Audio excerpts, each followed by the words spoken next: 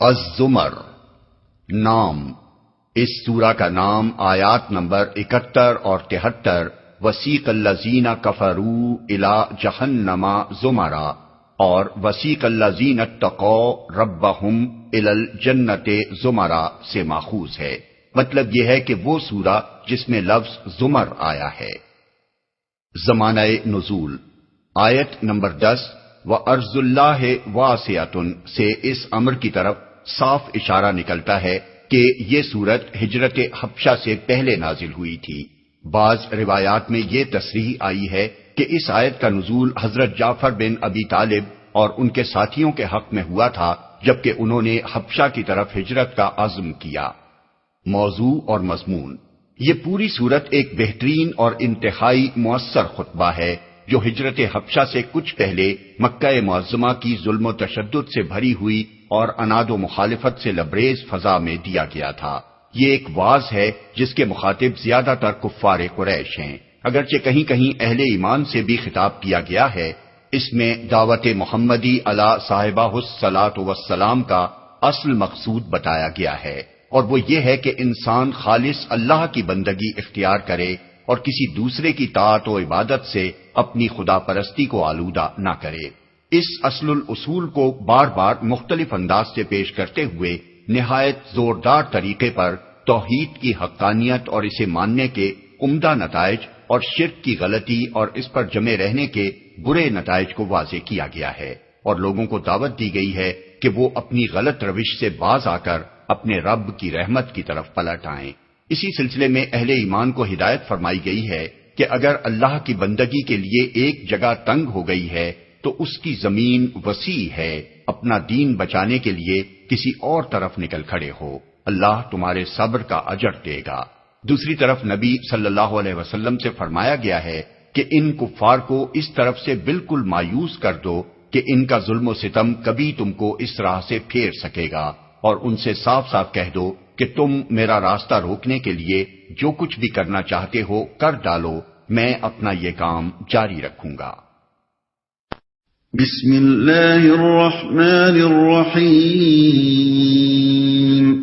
شروع اللہ کے نام سے جو رحمان و رحیم ہے۔ تنزیل الکتاب من اللہ العزیز الحکیم، اس کتاب کا نزول اللہ زبردست اور دانا کی طرف سے ہے۔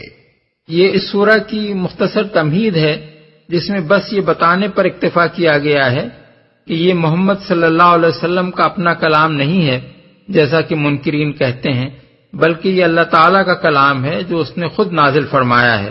اس کے ساتھ اللہ تعالیٰ کی دو صفات کا ذکر کر کے سامعین کو دو حقیقتوں پر متنبع کیا گیا ہے تاکہ وہ اس کلام کو کوئی معمولی چیز نہ سمجھیں بلکہ اس کی اہمیت محسوس کریں۔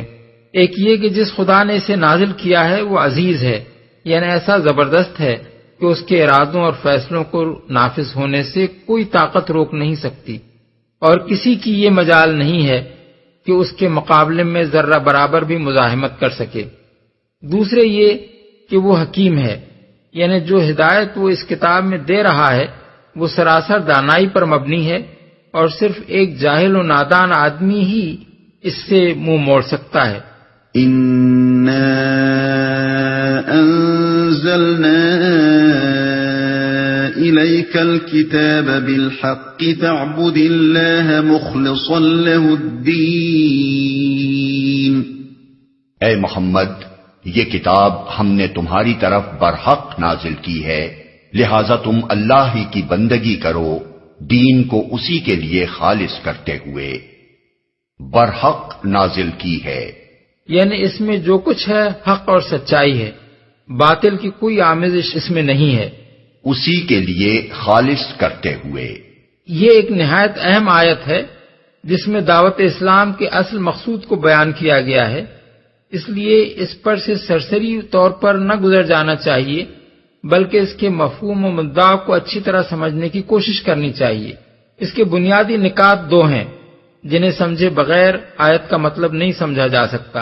ایک یہ کہ مطالبہ اللہ کی عبادت کرنے کا ہے، دوسرے یہ کہ ایسی عبادت کا مطالبہ ہے جو دین کو اللہ کے لیے خالص کرتے ہوئے کی جائے، عبادت کا مادہ عبد ہے، اور یہ لفظ آزاد کے مقابلے میں غلام اور مملوک کے لیے عربی زبان میں مستعمل ہوتا ہے۔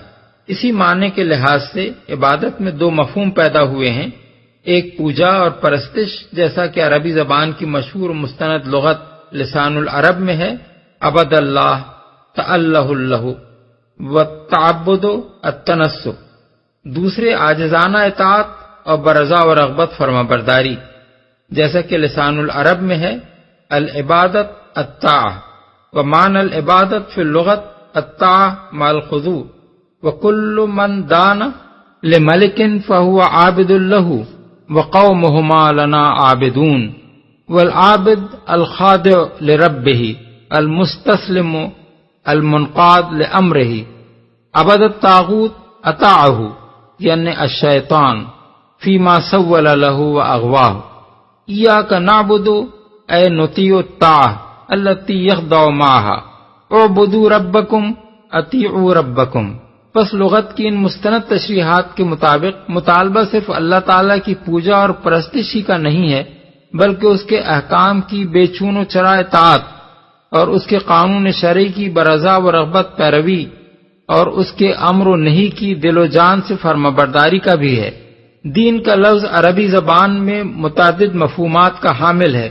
ایک مفہوم ہے غلبہ و اقتدار، مالکانہ اور حاکمانہ تصرف، سیاست و فرما روائی اور دوسروں پر فیصلہ نافذ کرنا، چنانچہ لسان العرب میں ہے دان الناس اے قہرہم علی الطاعہ، دنتہم اے قہرتہم، دنتہ سستہ وملکتہ، وفی الحدیث الکیس من دان نفسہ اے ازلہا واستعبدہا، الدیان القاضی الحکم القہار، ولا انت دیانی اے لست بقاہر لی فتسوس امری، ما کان لیاخذ اخاہ فی دین الملک اے فی قضاء الملک۔ دوسرا مفہوم ہے اطاعت، فرما برداری اور غلامی۔ لسان العرب میں ہے الدین الطاعہ، دنتہ ودنت لہ اے اطاعتہ، والدین للہ انما هو طاعتہ والتعبد لہ۔ فی الحدیث ارید من قریش کلمۃ تدین لهم بها العرب اے تطیعهم وتخضع لهم، ثم دانت بعد الرباب اے ذلت له واطاعته، یمرقون من الدین اے انهم یخرجون من طاعت الامام المفترض الطاعہ، المدین العبد، فلولا ان کنتم غیر مدینین اے غیر مملوکین۔ تیسرا مفہوم ہے وہ عادت اور طریقہ جس کی انسان پیروی کرے۔ لسان العرب میں ہے الدین العادت الشان، یقال ما زال ذالک دینی و دینی اے عادتی۔ ان تینوں مفہومات کو ملحوظ رکھتے ہوئے دین کے معنی اس آیت میں اس طرز عمل اور اس رویے کے ہیں جو کسی کی بالاتری تسلیم اور کسی کی اطاعت قبول کر کے انسان اختیار کرے، اور دین کو اللہ کے لیے خالص کر کے اس کی بندگی کرنے کا مطلب یہ ہے کہ آدمی اللہ کی بندگی کے ساتھ کسی دوسرے کی بندگی شامل نہ کرے، بلکہ اسی کی پرستش، اسی کی ہدایت کا اتباع اور اسی کے احکام و اوامر کی اطاعت کرے۔ الا للہ الدین الخالص والذین اتخذوا من دونه اولیاء ما نعبدهم الا ليقربونا الى الله زلفى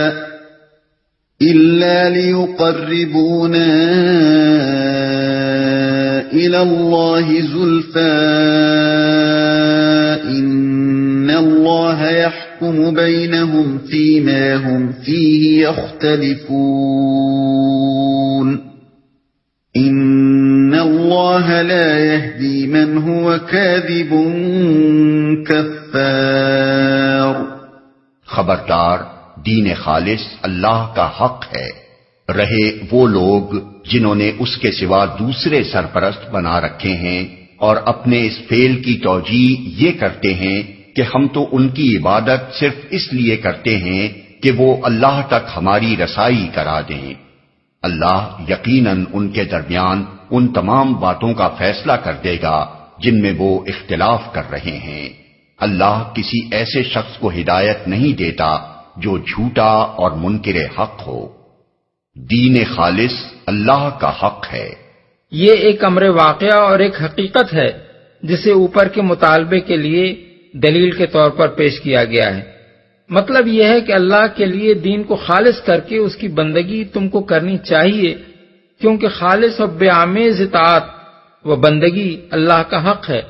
دوسرے الفاظ میں بندگی کا مستحق کوئی دوسرا ہے ہی نہیں کہ اللہ کے ساتھ اس کی بھی پرستش اور اس کے احکام و قوانین کی بھی اطاعت کی جائے۔ اگر کوئی شخص اللہ کے سوا کسی اور کی خالص اور بے آمیز بندگی کرتا ہے تو غلط کرتا ہے، اور اسی طرح اگر وہ اللہ کی بندگی کے ساتھ بندگی غیر کی آمیزش کرتا ہے تو یہ بھی حق کے سراسر خلاف ہے۔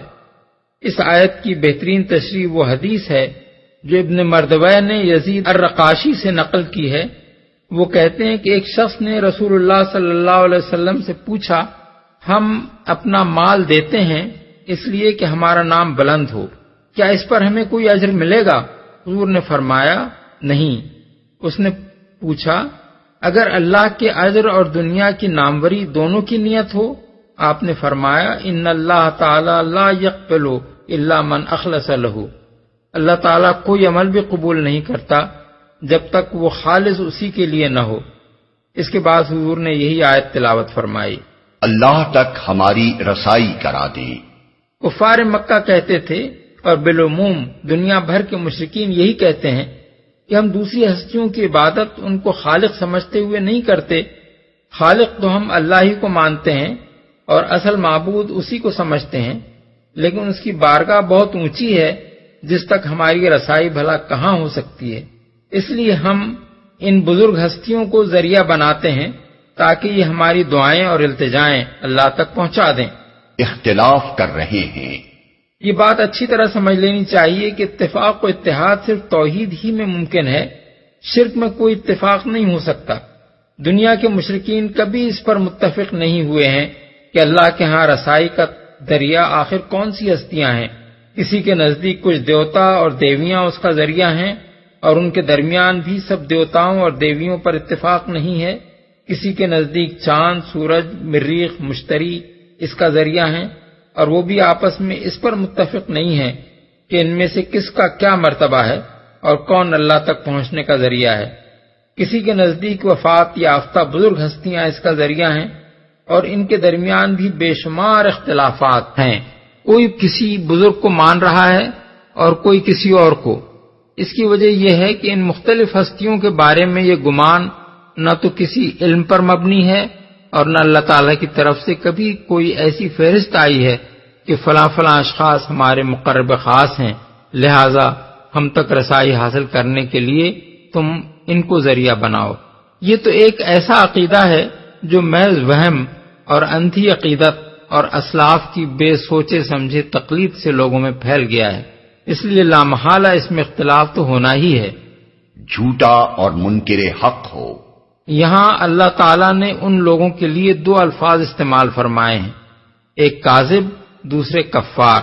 کاذب ان کو اس لیے فرمایا گیا کہ انہوں نے اپنی طرف سے جھوٹ موٹ یہ عقیدہ گھڑ لیا ہے اور پھر یہی جھوٹ وہ دوسروں میں پھیلاتے ہیں۔ رہا کفار، اس کے دو معنی ہیں، ایک سخت منکر حق یعنی توحید کی تعلیم سامنے آ جانے کے بعد بھی یہ لوگ اس غلط عقیدے پر مصر ہیں، دوسرے کافر نعمت یعنی نعمتیں تو یہ لوگ اللہ سے پا رہے ہیں اور شکریہ ان ہستیوں کے ادا کر رہے ہیں جن کے متعلق انہوں نے اپنی جگہ یہ فرض کر لیا ہے کہ یہ نعمتیں ان کی مداخلت کے سبب سے مل رہی ہیں۔ لو اراد الله ان يتخذ ولدا لاصطفى مما يخلق ما يشاء سبحانه هو الله الواحد القهار۔ اگر اللہ کسی کو بیٹا بنانا چاہتا تو اپنی مخلوق میں سے جس کو چاہتا برگزیدہ کر لیتا۔ پاک ہے وہ اس سے کہ کوئی اس کا بیٹا ہو، وہ اللہ ہے اکیلا اور سب پر غالب، برگزیدہ کر لیتا۔ یعنی اللہ کا بیٹا ہونا تو سرے سے ہی ناممکن ہے۔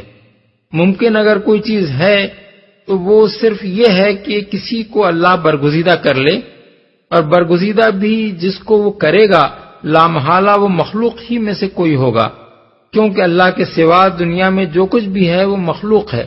اب یہ ظاہر ہے کہ مخلوقہ کتنی ہی برگزیدہ ہو جائے اولاد کی حیثیت اختیار نہیں کر سکتی، کیونکہ خالق اور مخلوق میں عظیم الشان جوہری فرق ہے، اور ولدیت لازماً والد اور اولاد میں جوہری اتحاد کی مقتضی ہے۔ اس کے ساتھ یہ بات بھی نگاہ میں رہنی چاہیے کہ اگر اللہ کسی کو بیٹا بنانا چاہتا تو ایسا کرتا، کہ الفاظ استعمال کیے گئے ہیں جن سے خود بخود یہ مفہوم نکلتا ہے کہ اللہ نے ایسا کرنا کبھی نہیں چاہا۔ اس طرز بیان سے یہ بات ذہن نشین کرنی مقصود ہے کہ کسی کو بیٹا بنا لینا تو درکنار، اللہ نے تو ایسا کرنے کا کبھی ارادہ بھی نہیں کیا ہے۔ سب پر غالب۔ یہ دلائل ہیں جن سے عقیدہ ولدیت کی تردید کی گئی ہے۔ پہلی دلیل یہ ہے کہ اللہ تعالیٰ ہر نقص اور عیب اور کمزوری سے پاک ہے، اور ظاہر ہے کہ اولاد کی ضرورت ناقص و کمزور کو ہوا کرتی ہے۔ جو شخص فانی ہوتا ہے وہی اس کا محتاج ہوتا ہے کہ اس کے ہاں اولاد ہو تاکہ اس کی نسل اور نو باقی رہے، اور کسی کو متبنہ بھی وہی شخص بناتا ہے جو یا تو لاوارث ہونے کی وجہ سے کسی کو وارث بنانے کی حاجت محسوس کرتا ہے، یا محبت کے جذبے سے مغلوب ہو کر کسی کو بیٹا بنا لیتا ہے۔ یہ انسانی کمزوریاں اللہ کی طرف منسوب کرنا اور ان کی بنا پر مذہبی عقیدے بنا لینا جہالت اور کم نگاہی کے سوا اور کیا ہے۔ دوسری دلیل یہ ہے وہ اکیلا اپنی ذات میں واحد ہے، کسی جنس کا فرد نہیں ہے، اور ظاہر ہے کہ اولاد لازماً ہم جنس ہوا کرتی ہے، نیز اولاد کا کوئی تصور ازدواج کے بغیر نہیں ہو سکتا، اور ازدواج بھی ہم جنس سے ہی ہو سکتا ہے۔ لہذا وہ شخص سخت جاہل و نادان ہے جو اس یکتا و یگانہ ہستی کے لیے اولاد تجویز کرتا ہے۔ تیسری دلیل یہ ہے کہ وہ قہار ہے، یعنی دنیا میں جو چیز بھی ہے اس سے مغلوب اور اس کی قاہرانہ گرفت میں جکڑی ہوئی ہے۔ اس کائنات میں کوئی کسی درجے میں بھی اس سے کوئی مماثلت نہیں رکھتا جس کی بنا پر اس کے متعلق یہ گمان کیا جا سکتا ہو کہ اللہ تعالیٰ سے اس کا کوئی رشتہ ہے۔ خلق السماوات والأرض بالحق يكور الليل على النهار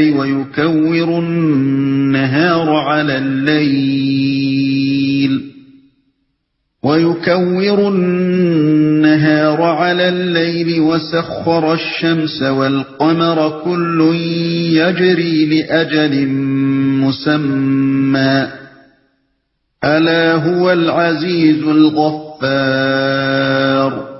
اس نے آسمانوں اور زمین کو برحق پیدا کیا ہے، وہی دن پر رات اور رات پر دن کو لپیٹتا ہے۔ اسی نے سورج اور چاند کو اس طرح مسخر کر رکھا ہے کہ ہر ایک وقت مقرر تک چلے جا رہا ہے۔ جان رکھو وہ زبردست ہے اور درگزر کرنے والا ہے۔ یعنی زبردست ایسا ہے کہ اگر وہ تمہیں عذاب دینا چاہے تو کوئی طاقت اس کی مزاحمت نہیں کر سکتی، مگر یہ اس کا کرم ہے کہ تم یہ کچھ گستاخیاں کر رہے ہو اور پھر بھی وہ تم کو فوراً پکڑ نہیں لیتا، بلکہ مہلت پر مہلت دیے جاتا ہے۔ اس مقام پر عقوبت میں تعجیل نہ کرنے اور مہلت دینے کو مغفرت یعنی درگزر سے تعبیر کیا گیا ہے۔ خلقكم من نفس واحدة ثم جعل منها زوجها وأنزل لكم من الأنعام 8 أزواج يخلقكم في بطون أمهاتكم خلقا من بعد خلق في ظلمات 3 ذلكم الله ربكم له الملك لا إله إلا هو فأنا تصرفون۔ اسی نے تم کو ایک جان سے پیدا کیا، پھر وہی ہے جس نے اس جان سے اس کا جوڑا بنایا، اور اسی نے تمہارے لیے مویشیوں میں سے 8 نرو مادہ پیدا کیے، وہ تمہاری ماؤں کے پیٹوں میں 3 تاریک پردوں کے اندر تمہیں ایک کے بعد ایک شکل دیتا چلا جاتا ہے۔ یہی اللہ جس کے یہ کام ہیں تمہارا رب ہے، بادشاہی اسی کی ہے، کوئی معبود اس کے سوا نہیں ہے، پھر تم کدھر سے پھرائے جا رہے ہو؟ اس کا جوڑا بنایا۔ یہ مطلب نہیں ہے کہ پہلے حضرت آدم سے انسانوں کو پیدا کر دیا اور پھر ان کی بیوی حضرت حوا کو پیدا کیا، بلکہ یہاں کلام میں ترتیب زمان کے بجائے ترتیب بیان ہے، جس کی مثالیں ہر زبان میں پائی جاتی ہیں۔ مثلا ہم کہتے ہیں تم نے آج جو کچھ کیا وہ مجھے معلوم ہے، پھر جو کچھ تم کل کر چکے ہو اس سے بھی میں باخبر ہوں۔ اس کا مطلب یہ نہیں ہو سکتا کہ کل کا واقعہ آج کے بعد ہوا ہے۔ 8 نرو مادہ پیدا کیے۔ مویشی سے مراد ہیں اونٹ، گائے، بھیڑ اور بکری۔ ان کے 4 نر اور 4 مادہ مل کر 8 نر و مادہ ہوتے ہیں۔ ایک شکل دیتا چلا جاتا ہے۔ 3 پردوں سے مراد ہے پیٹ، رحم اور مشیمہ، یعنی وہ جھلی جس میں بچہ لپٹا ہوا ہوتا ہے۔ تمہارا رب ہے، یعنی مالک، حاکم اور پروردگار۔ بادشاہی اسی کی ہے، یعنی تمام اختیارات کا مالک وہی ہے اور ساری کائنات میں اسی کا حکم چل رہا ہے، اس کے سوا نہیں ہے۔ دوسرے الفاظ میں استدلال یہ ہے کہ جب وہی تمہارا رب ہے اور اسی کی ساری بادشاہی ہے تو پھر لازماً تمہارا الہ یعنی معبود بھی وہی ہے۔ دوسرا کوئی الہ کیسے ہو سکتا ہے جبکہ نہ پروردگاری میں اس کا کوئی حصہ، نہ بادشاہی میں اس کا کوئی دخل؟ آخر تمہاری عقل میں یہ بات کیسے سماتی ہے کہ زمین و آسمان کا پیدا کرنے والا تو ہو اللہ، سورج اور چاند کو مسخر کرنے والا اور رات کے بعد دن اور دن کے بعد رات لانے والا بھی ہو اللہ، تمہارا اپنا اور تمام حیوانات کا خالق و رب بھی ہو اللہ، اور تمہارے معبود بن جائیں اس کے سوا دوسرے؟ کدھر سے پھرائے جا رہے ہو؟ یہ الفاظ قابل غور ہیں۔ یہ نہیں فرمایا کہ تم کدھر پھرے جا رہے ہو، ارشاد یہ ہوا ہے کہ تم کدھر سے پھرائے جا رہے ہو، یعنی کوئی دوسرا ہے جو تم کو الٹی پٹی پڑھا رہا ہے اور تم اس کے بہکائے میں آ کر ایسی سیدھی سی عقل کی بات بھی نہیں سمجھ رہے ہو۔ دوسری بات جو اس انداز بیان سے خود مترشح ہو رہی ہے وہ یہ ہے کہ تم کا خطاب پھرانے والوں سے نہیں بلکہ ان لوگوں سے ہے جو ان کے اثر میں آ کر پھر رہے تھے۔ اس میں ایک لطیف مضمون ہے جو ذرا سے غور و فکر سے بآسانی سمجھ میں آ جاتا ہے۔ پھرانے والے اسی معاشرے میں سب کے سامنے موجود تھے اور ہر طرف اپنا کام علانیہ کر رہے تھے، اس لیے ان کا نام لینے کی حاجت نہ تھی۔ ان کو خطاب کرنا بھی بیکار تھا کیونکہ وہ اپنی اغراض کے لیے لوگوں کو خدائے واحد کی بندگی سے پھیرنے اور دوسروں کی بندگی میں پھانسنے اور پھانسے رکھنے کی کوششیں کر رہے تھے۔ ایسے لوگ ظاہر ہے کہ سمجھانے سے سمجھنے والے نہ تھے، کیونکہ نہ سمجھنے ہی سے ان کا مفاد وابستہ تھا، اور سمجھنے کے بعد بھی وہ اپنے مفاد کو قربان کرنے کے لیے مشکل ہی سے تیار ہو سکتے تھے۔ البتہ رحم کے قابل ان عوام کی حالت تھی جو ان کے چکمے میں آ رہے تھے۔ ان کی کوئی غرض اس کاروبار سے وابستہ نہ تھی، اس لیے وہ سمجھانے سے سمجھ سکتے تھے، اور ذرا سی آنکھیں کھل جانے کے بعد وہ یہ بھی دیکھ سکتے تھے کہ جو لوگ انہیں خدا کے آستانے سے ہٹا کر دوسرے آستانوں کا راستہ دکھاتے ہیں وہ اپنے اس کاروبار کا فائدہ کیا اٹھاتے ہیں۔ یہی وجہ ہے کہ گمراہ کرنے والے چند آدمیوں سے رخ پھیر کر گمراہ ہونے والے عوام کو مخاطب کیا جا رہا ہے۔ إن تكفروا فإن الله غني عنكم ولا يرضى لعباده الكفر وإن تشكروا يرضه لكم ولا تزر وازرة وزر أخرى ثم إلى ربكم مرجعكم فينبئكم بما كنتم تعملون إنه عليم بذات الصدور۔ اگر تم کفر کرو تو اللہ تم سے بے نیاز ہے، لیکن وہ اپنے بندوں کے لیے کفر کو پسند نہیں کرتا، اور اگر تم شکر کرو تو اسے وہ تمہارے لیے پسند کرتا ہے۔ کوئی بوجھ اٹھانے والا کسی دوسرے کا بوجھ نہ اٹھائے گا، آخر کار تم سب کو اپنے رب کی طرف پلٹنا ہے، پھر وہ تمہیں بتا دے گا کہ تم کیا کرتے رہے ہو، وہ تو دلوں کا حال تک جانتا ہے، بے نیاز ہے۔ یعنی تمہارے کفر سے اس کی خدائی میں ذرہ برابر بھی کمی نہیں آ سکتی۔ تم مانو گے تب بھی وہ خدا ہے، اور نہ مانو گے تب بھی وہ خدا ہے اور رہے گا۔ اس کی فرمانروائی اپنے زور پر چل رہی ہے، تمہارے ماننے یا نہ ماننے سے اس میں کوئی فرق نہیں پڑ سکتا۔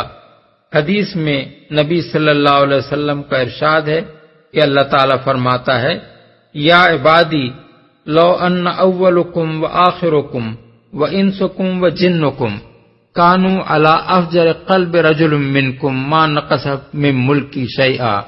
اے میرے بندو، اگر تم سب کے سب اگلے اور پچھلے انسان اور جن اپنے میں سے کسی فاجر سے فاجر شخص کے دل کی طرح ہو جاؤ، تب بھی میری بادشاہی میں کچھ بھی کمی نہ ہوگی۔ مسلم۔ کفر کو پسند نہیں کرتا، یعنی وہ اپنے کسی مفاد کی خاطر نہیں بلکہ خود بندوں کے مفاد کی خاطر یہ پسند نہیں کرتا کہ وہ کفر کریں، کیونکہ کفر خود انہی کے لیے نقصان دہ ہے۔ یہاں یہ بات ملحوظ رکھنی چاہیے کہ اللہ تعالیٰ کی مشیت اور چیز ہے اور رضا دوسری چیز۔ دنیا میں کوئی کام بھی اللہ کی مشیت کے خلاف نہیں ہو سکتا، مگر اس کی رضا کے خلاف بہت سے کام ہو سکتے ہیں اور دن رات ہوتے رہتے ہیں۔ مثلا دنیا میں جباروں اور ظالموں کا حکمراں ہونا، چوروں اور ڈاکوؤں کا پایا جانا، قاتلوں اور زانیوں کا موجود ہونا اسی لیے ممکن ہے کہ اللہ تعالیٰ نے اپنے بنائے ہوئے نظام قدرت میں ان برائیوں کے ظہور اور ان اشرار کے وجود کی گنجائش رکھی ہے۔ پھر ان کو بدی کے ارتکاب کے موقع بھی وہی دیتا ہے، اور اسی طرح دیتا ہے جس طرح نیکوں کو نیکی کے مواقع دیتا ہے۔ اگر وہ سرے سے ان کاموں کی گنجائش ہی نہ رکھتا اور ان کے کرنے والوں کو مواقع ہی نہ دیتا تو دنیا میں کبھی کوئی برائی ظاہر نہ ہوتی۔ یہ سب کچھ بربنائے مشیت ہے، لیکن مشیت کے تحت کسی فعل کا صدور یہ معنی نہیں رکھتا کہ اللہ کی رضا بھی اس کو حاصل ہے۔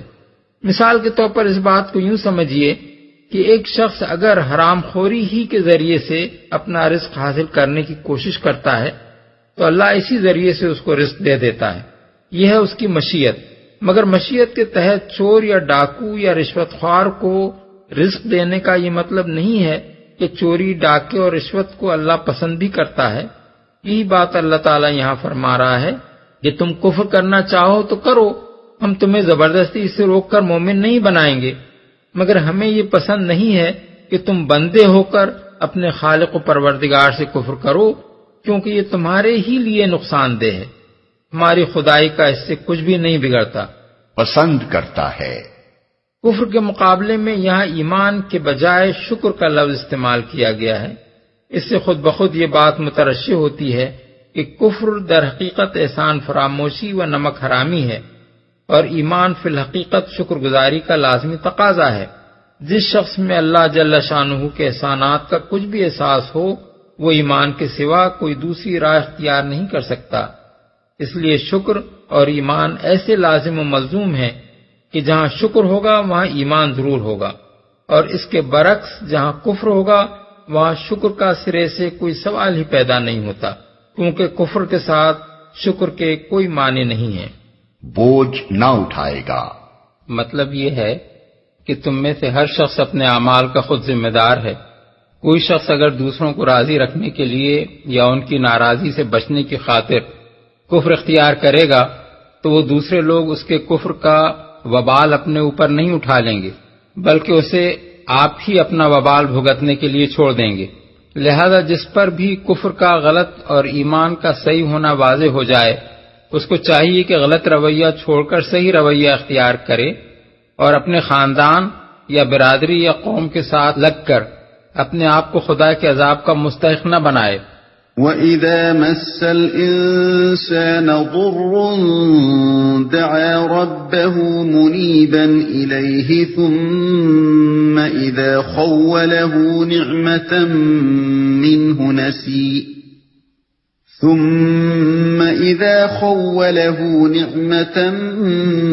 مِّنْهُ نَسِيَ مَا كَانَ يَدْعُو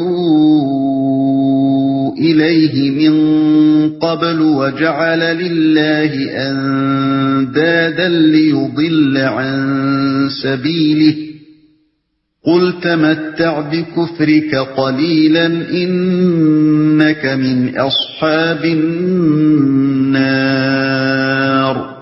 انسان پر جب کوئی آفت آتی ہے تو وہ اپنے رب کی طرف رجوع کر کے اسے پکارتا ہے، پھر جب اس کا رب اسے اپنی نعمت سے نواز دیتا ہے تو وہ اس مصیبت کو بھول جاتا ہے جس پر وہ پہلے پکار رہا تھا، اور دوسروں کو اللہ کا ہمسر ٹھہراتا ہے تاکہ اس کی راہ سے گمراہ کرے۔ اے نبی، اس سے کہو کہ تھوڑے دن اپنے کفر سے لطف اٹھا لے، یقیناً تو دوزخ میں جانے والا ہے۔ کوئی آفت آتی ہے، انسان سے مراد یہاں وہ کافر انسان ہے جس نے ناشکری کی روش اختیار کر رکھی ہو، اسے پکارتا ہے، یعنی اس وقت اسے وہ دوسرے معبود یاد نہیں آتے جنہیں وہ اپنے اچھے حال میں پکارا کرتا تھا، بلکہ ان سے مایوس ہو کر وہ صرف اللہ رب العالمین کی طرف رجوع کرتا ہے۔ یہ گویا اس بات کا ثبوت ہے کہ وہ اپنے دل کی گہرائیوں میں دوسرے معبودوں کے بے اختیار ہونے کا احساس رکھتا ہے، اور اس حقیقت کا شعور بھی اس کے ذہن میں کہیں نہ کہیں دبا چھپا موجود ہے کہ اصل اختیارات کا مالک اللہ ہی ہے، جس پر وہ پہلے پکار رہا تھا۔ یعنی وہ برا وقت پھر اسے یاد نہیں رہتا جس میں وہ تمام دوسرے معبودوں کو چھوڑ کر صرف اللہ وحدہ لا شریک سے دعائیں مانگ رہا تھا۔ ہمسر ٹھہراتا ہے، یعنی پھر دوسروں کی بندگی کرنے لگتا ہے، انہی کی اطاعت کرتا ہے، انہی سے دعائیں مانگتا ہے اور انہی کے آگے نظر و نیاز پیش کرنا شروع کر دیتا ہے۔ راہ سے گمراہ کرے، یعنی خود گمراہ ہونے پر اکتفا نہیں کرتا بلکہ دوسروں کو بھی یہ کہہ کر گمراہ کرتا ہے کہ جو آفت مجھ پر آئی تھی وہ فلاں حضرت یا فلاں بزرگ یا فلاں دیوی یا دیوتا کے صدقے میں ٹل گئی۔ اس سے دوسرے بہت سے لوگ بھی ان معبودان غیر اللہ کے معتقد بن جاتے ہیں، اور ہر جاہل اپنے اسی طرح کے تجربات بیان کر کر کے عوام کی اس گمراہی کو بڑھاتا چلا جاتا ہے۔ أَمَّنْ هُوَ قَانِتٌ آنَاءَ اللَّيْلِ سَاجِدًا وَقَائِمًا يَحْذَرُ الْآخِرَةَ وَيَرْجُو رَحْمَةَ رَبِّهِ قُلْ هَلْ يَسْتَوِي الَّذِينَ يَعْلَمُونَ وَالَّذِينَ لَا يَعْلَمُونَ انما يتذکر اولو الالباب۔ کیا اس شخص کی روش بہتر ہے یا اس شخص کی جو مطیع فرمان ہے، رات کی گھڑیوں میں کھڑا رہتا ہے اور سجدے کرتا ہے، آخرت سے ڈرتا اور اپنے رب کی رحمت سے امید لگاتا ہے؟ ان سے پوچھو، کیا جاننے والے اور نہ جاننے والے دونوں کبھی یکساں ہو سکتے ہیں؟ نصیحت تو عقل رکھنے والے ہی قبول کرتے ہیں، دونوں کبھی یکساں ہو سکتے ہیں؟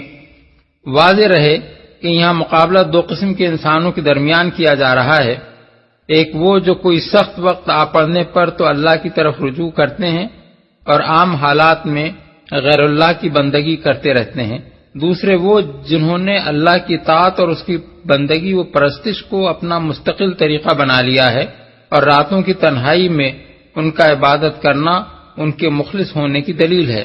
ان میں سے پہلے گروہ والوں کو اللہ تعالیٰ بے علم قرار دیتا ہے، خواہ انہوں نے بڑے بڑے کتب خانے ہی کیوں نہ چاٹ رکھے ہوں، اور دوسرے گروہ والوں کو وہ عالم قرار دیتا ہے، خواہ وہ بالکل ہی ان پڑھ کیوں نہ ہوں، کیونکہ اصل چیز حقیقت کا علم اور اس کے مطابق عمل ہے، اور اسی پر انسان کی فلاح کا انحصار ہے۔ اللہ تعالیٰ فرماتا ہے کہ یہ دونوں آخر یکساں کیسے ہو سکتے ہیں؟ کیسے ممکن ہے کہ دنیا میں یہ مل کر ایک طریقے پر چلیں اور آخرت میں دونوں ایک ہی طرح کے انجام سے دوچار ہوں؟ قل يا عبادي الذين آمنوا اتقوا ربكم للذين أحسنوا في هذه الدنيا حسنة وأرض الله واسعة إنما يوفى الصابرون أجرهم بغير حساب. اے نبی کہو کہ اے میرے بندو جو ایمان لائے ہو اپنے رب سے ڈرو. جن لوگوں نے اس دنیا میں نیک رویہ اختیار کیا ہے ان کے لیے بھلائی ہے، اور خدا کی زمین وسیع ہے، صبر کرنے والوں کو تو ان کا اجر بے حساب دیا جائے گا. اپنے رب سے ڈرو یعنی صرف مان کر نہ رہ جاؤ بلکہ اس کے ساتھ تقوی بھی اختیار کرو.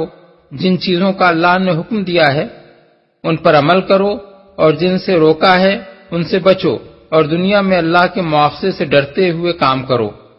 بھلائی ہے. دنیا اور آخرت دونوں کی بھلائی، ان کی دنیا بھی سدھرے گی اور آخرت بھی. خدا کی زمین وسیع ہے. یعنی اگر ایک شہر یا علاقہ یا ملک اللہ کی بندگی کرنے والوں کے لیے تنگ ہو گیا ہے تو دوسری جگہ چلے جاؤ جہاں یہ مشکلات نہ ہوں. اجر بے حساب دیا جائے گا. یعنی ان لوگوں کو جو خدا پرستی اور نیکی کے راستے پر چلنے میں ہر طرح کے مصائب و شدائد برداشت کر لیں مگر راہ حق سے نہ ہٹیں. اس میں وہ لوگ بھی شامل ہیں جو دین و ایمان کی خاطر ہجرت کر کے جلاوطنی کی مصیبتیں برداشت کریں، اور وہ بھی جو ظلم کی سرزمین میں جم کر ہر آفت کا سامنا کرتے چلے جائیں. قل انی امرت ان اعبد اللہ مخلصا له الدین وامرت لان اکون اول المسلمین. اے نبی ان سے کہو مجھے حکم دیا گیا ہے کہ دین کو اللہ کے لیے خالص کر کے اس کی بندگی کروں، اور مجھے حکم دیا گیا ہے کہ سب سے پہلے میں خود مسلم بنوں. یعنی میرا کام صرف دوسروں سے کہنا ہی نہیں ہے، خود کر کے دکھانا بھی ہے.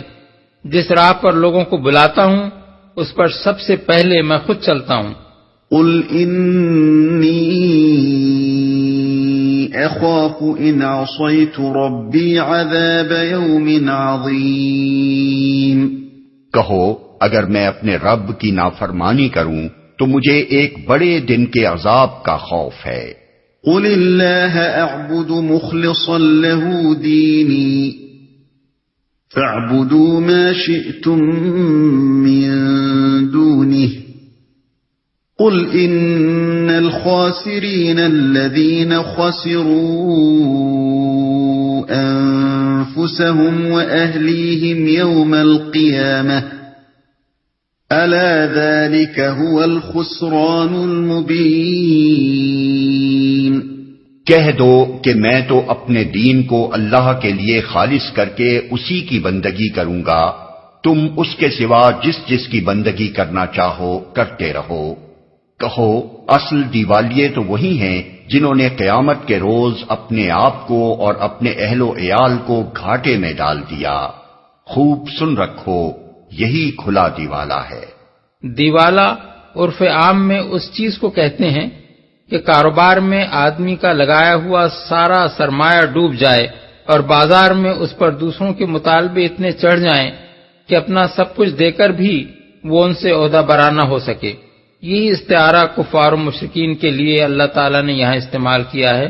انسان کو زندگی، عمر، عقل، جسم، قوتیں اور قابلیتیں، ذرائع اور مواقع، جتنی چیزیں بھی دنیا میں حاصل ہیں ان سب کا مجموعہ دراصل وہ سرمایہ ہے جسے وہ حیات دنیا کے کاروبار میں لگاتا ہے. یہ سارا سرمایہ اگر کسی شخص نے اس مفروضے پر لگا دیا کہ کوئی خدا نہیں ہے یا بہت سے خدا ہیں جن کا میں بندہ ہوں اور کسی کو مجھے حساب نہیں دینا ہے، یا محاسبے کے وقت کوئی دوسرا مجھے آ کر بچا لے گا، تو اس کے معنی یہ ہیں کہ اس نے گھاٹے کا سودا کیا اور اپنا سب کچھ ڈبو دیا. یہ ہے پہلا خسران. دوسرا خسران یہ ہے کہ اس غلط مفروضے پر اس نے جتنے کام بھی کیے ان سب میں وہ اپنے نفس سے لے کر دنیا کے بہت سے انسانوں اور آئندہ نسلوں اور اللہ کی دوسری بہت سی مخلوق پر عمر بھر ظلم کرتا رہا. اس لیے اس پر بے شمار مطالبات چڑھ گئے مگر اس کے پلے کچھ نہیں ہے جس سے وہ ان مطالبات کا بھگتان بھگت سکے۔ اس پر مزید خسران یہ ہے کہ وہ خود ہی نہیں ڈوبا بلکہ اپنے بال بچوں اور عزیز و اقارب اور دوستوں اور ہم قوموں کو بھی اپنی غلط تعلیم و تربیت اور غلط مثال سے لے ڈوبا۔ یہی 3 خسارے ہیں جن کے مجموعے کو اللہ تعالی خسران مبین قرار دے رہا ہے۔ لهم من فوقهم ظلل من النار ومن تحتهم ظلل ذلك يخوف الله به عباده يا عباد فاتقون۔ ان پر آگ کی چھتریاں اوپر سے بھی چھائی ہوں گی اور نیچے سے بھی، یہ وہ انجام ہے جس سے اللہ اپنے بندوں کو ڈراتا ہے، پس اے میرے بندو میرے غضب سے بچو۔ والذین اجتنبوا الطاغوت ان يعبدوها وانابوا الى الله لهم البشرى فبشر عباد الذين يستمعون القول فيتبعون احسنه اولئك الذين هداهم الله واولئك هم اولو الالباب۔ بخلاف اس کے جن لوگوں نے طاغوت کی بندگی سے اجتناب کیا اور اللہ کی طرف رجوع کر لیا، ان کے لیے خوشخبری ہے۔ بس اے نبی بشارت دے دو میرے ان بندوں کو جو بات کو غور سے سنتے ہیں اور اس کے بہترین پہلو کی پیروی کرتے ہیں۔ یہ وہ لوگ ہیں جن کو اللہ نے ہدایت بخشی ہے اور یہی دانش مند ہیں۔ طاغوت طغیان سے ہے جس کے معنی سرکشی کے ہیں۔ کسی کو طاغی یعنی سرکش کہنے کے بجائے اگر طاغوت یعنی سرکشی کہا جائے تو اس کے معنی یہ ہیں کہ وہ انتہا درجے کا سرکش ہے۔ مثال کے طور پر کسی کو حسین کے بجائے اگر یہ کہا جائے کہ وہ حسن ہے تو اس کا مطلب یہ ہوگا کہ وہ خوبصورتی میں درجہ کمال کو پہنچا ہوا ہے۔ معبودان غیر اللہ کو طاغوت اس لیے کہا گیا ہے کہ اللہ کے سوا دوسرے کی بندگی کرنا تو صرف سرکشی ہے، مگر جو دوسروں سے اپنی بندگی کرائے وہ کمال درجے کا سرکش ہے۔ طاغوت کا لفظ یہاں طواغیت یعنی بہت سے طاغوتوں کے لیے استعمال کیا گیا ہے، اسی لیے ان یعبدوہا فرمایا گیا ہے۔ اگر واحد مراد ہوتا تو یعبدوہ ہوتا، پیروی کرتے ہیں۔ اس آیت کے 2 مطلب ہو سکتے ہیں، ایک یہ کہ وہ ہر آواز کے پیچھے نہیں لگ جاتے بلکہ ہر ایک کی بات سن کر اس پر غور کرتے ہیں اور جو حق بات ہوتی ہے اسے قبول کر لیتے ہیں۔ دوسرے یہ کہ وہ بات کو سن کر غلط معنی پہنانے کی کوشش نہیں کرتے بلکہ اس کے اچھے اور بہتر پہلو کو اختیار کرتے ہیں۔ افمن حق عليه كلمة العذاب افأنت تنقذ من في النار لكن الذين اتقوا ربهم لهم غرف من فوقها غرف مبنية تجري من تحتها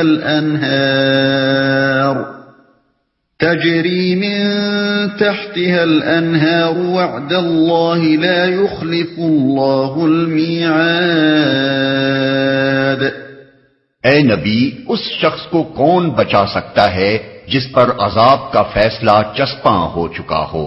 کیا تم اسے بچا سکتے ہو جو آگ میں گر چکا ہو؟ البتہ جو لوگ اپنے رب سے ڈر کر رہے ان کے لیے بلند عمارتیں ہیں منزل پر منزل بنی ہوئی جن کے نیچے نہریں بہ رہی ہوں گی۔ یہ اللہ کا وعدہ ہے، اللہ کبھی اپنے وعدے کی خلاف ورزی نہیں کرتا۔ چسپاں ہو چکا ہو یعنی جس نے اپنے آپ کو خدا کے عذاب کا مستحق بنا لیا ہو اور اللہ نے فیصلہ کر لیا ہو کہ اسے اب سزا دینی ہے۔ أَلَمْ تَرَ أَنَّ اللَّهَ أَنزَلَ مِنَ السَّمَاءِ مَاءً فسلكه ينابيع في الأرض ثم يخرج به زرعا مختلفا ألوانه ثم يهيج فتراه مصفرا ثم يجعله حطاما إن في ذلك لذكرى لأولي الألباب۔ کیا تم دیکھتے نہیں کہ اللہ نے آسمان سے پانی برسایا، پھر اس کو سوتوں اور چشموں اور دریاؤں کی شکل میں زمین کے اندر جاری کیا، پھر اس پانی کے ذریعے سے وہ طرح طرح کی کھیتیاں نکالتا ہے جن کی قسمیں مختلف ہیں، پھر وہ کھیتیاں پک کر سوکھ جاتی ہیں، پھر تم دیکھتے ہو کہ وہ زرد پڑ گئیں، پھر آخر کار اللہ ان کو بھس بنا دیتا ہے۔ در حقیقت اس میں ایک سبق ہے عقل رکھنے والوں کے لیے۔ دریاؤں اصل میں لفظ ینابی استعمال ہوا ہے جس کا اطلاق ان تینوں چیزوں پر ہوتا ہے۔ عقل رکھنے والوں کے لیے یعنی اس سے ایک صاحب عقل آدمی یہ سبق لیتا ہے کہ یہ دنیا کی زندگی اور اس کی زینتیں سب عارضی ہیں، ہر بہار کا انجام خزاں ہے، ہر شباب کا انجام ضعیفی اور موت ہے، ہر عروج آخر کار زوال دیکھنے والا ہے، لہذا یہ دنیا وہ چیز نہیں ہے جس کے حسن پر فریفتہ ہو کر آدمی خدا اور آخرت کو بھول جائے اور یہاں کی چند روزہ بہار کے مزے لوٹنے کی خاطر وہ حرکتیں کرے جو اس کی عاقبت برباد کر دیں۔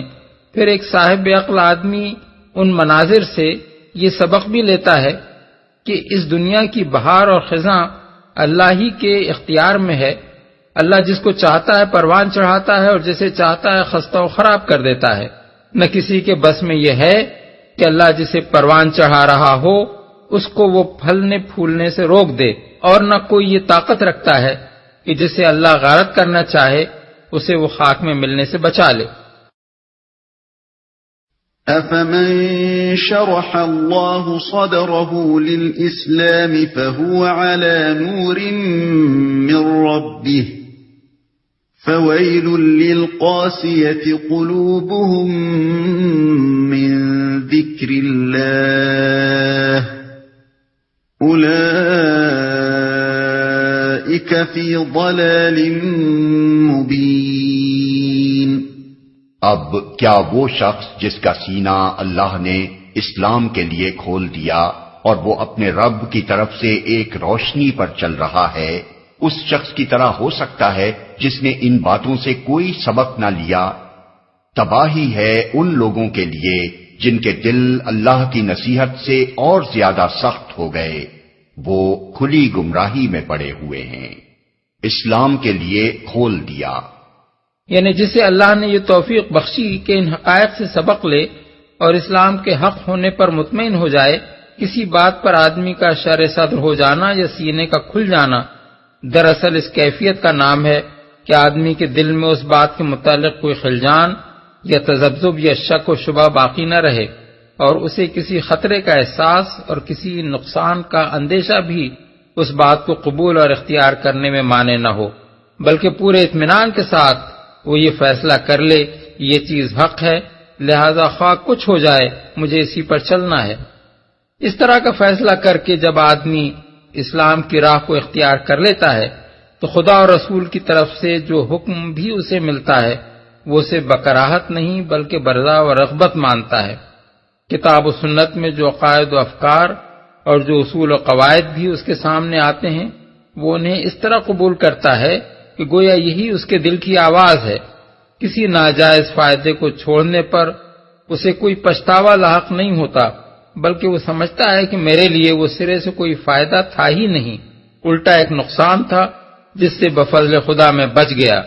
اسی طرح کوئی نقصان بھی اگر راستے پر قائم رہنے کی صورت میں اسے پہنچے تو وہ اس پر افسوس نہیں کرتا بلکہ ٹھنڈے دل سے اسے برداشت کرتا ہے، اور اللہ کی راہ سے منہ موڑنے کی بنسبت وہ نقصان اسے ہلکا نظر آتا ہے۔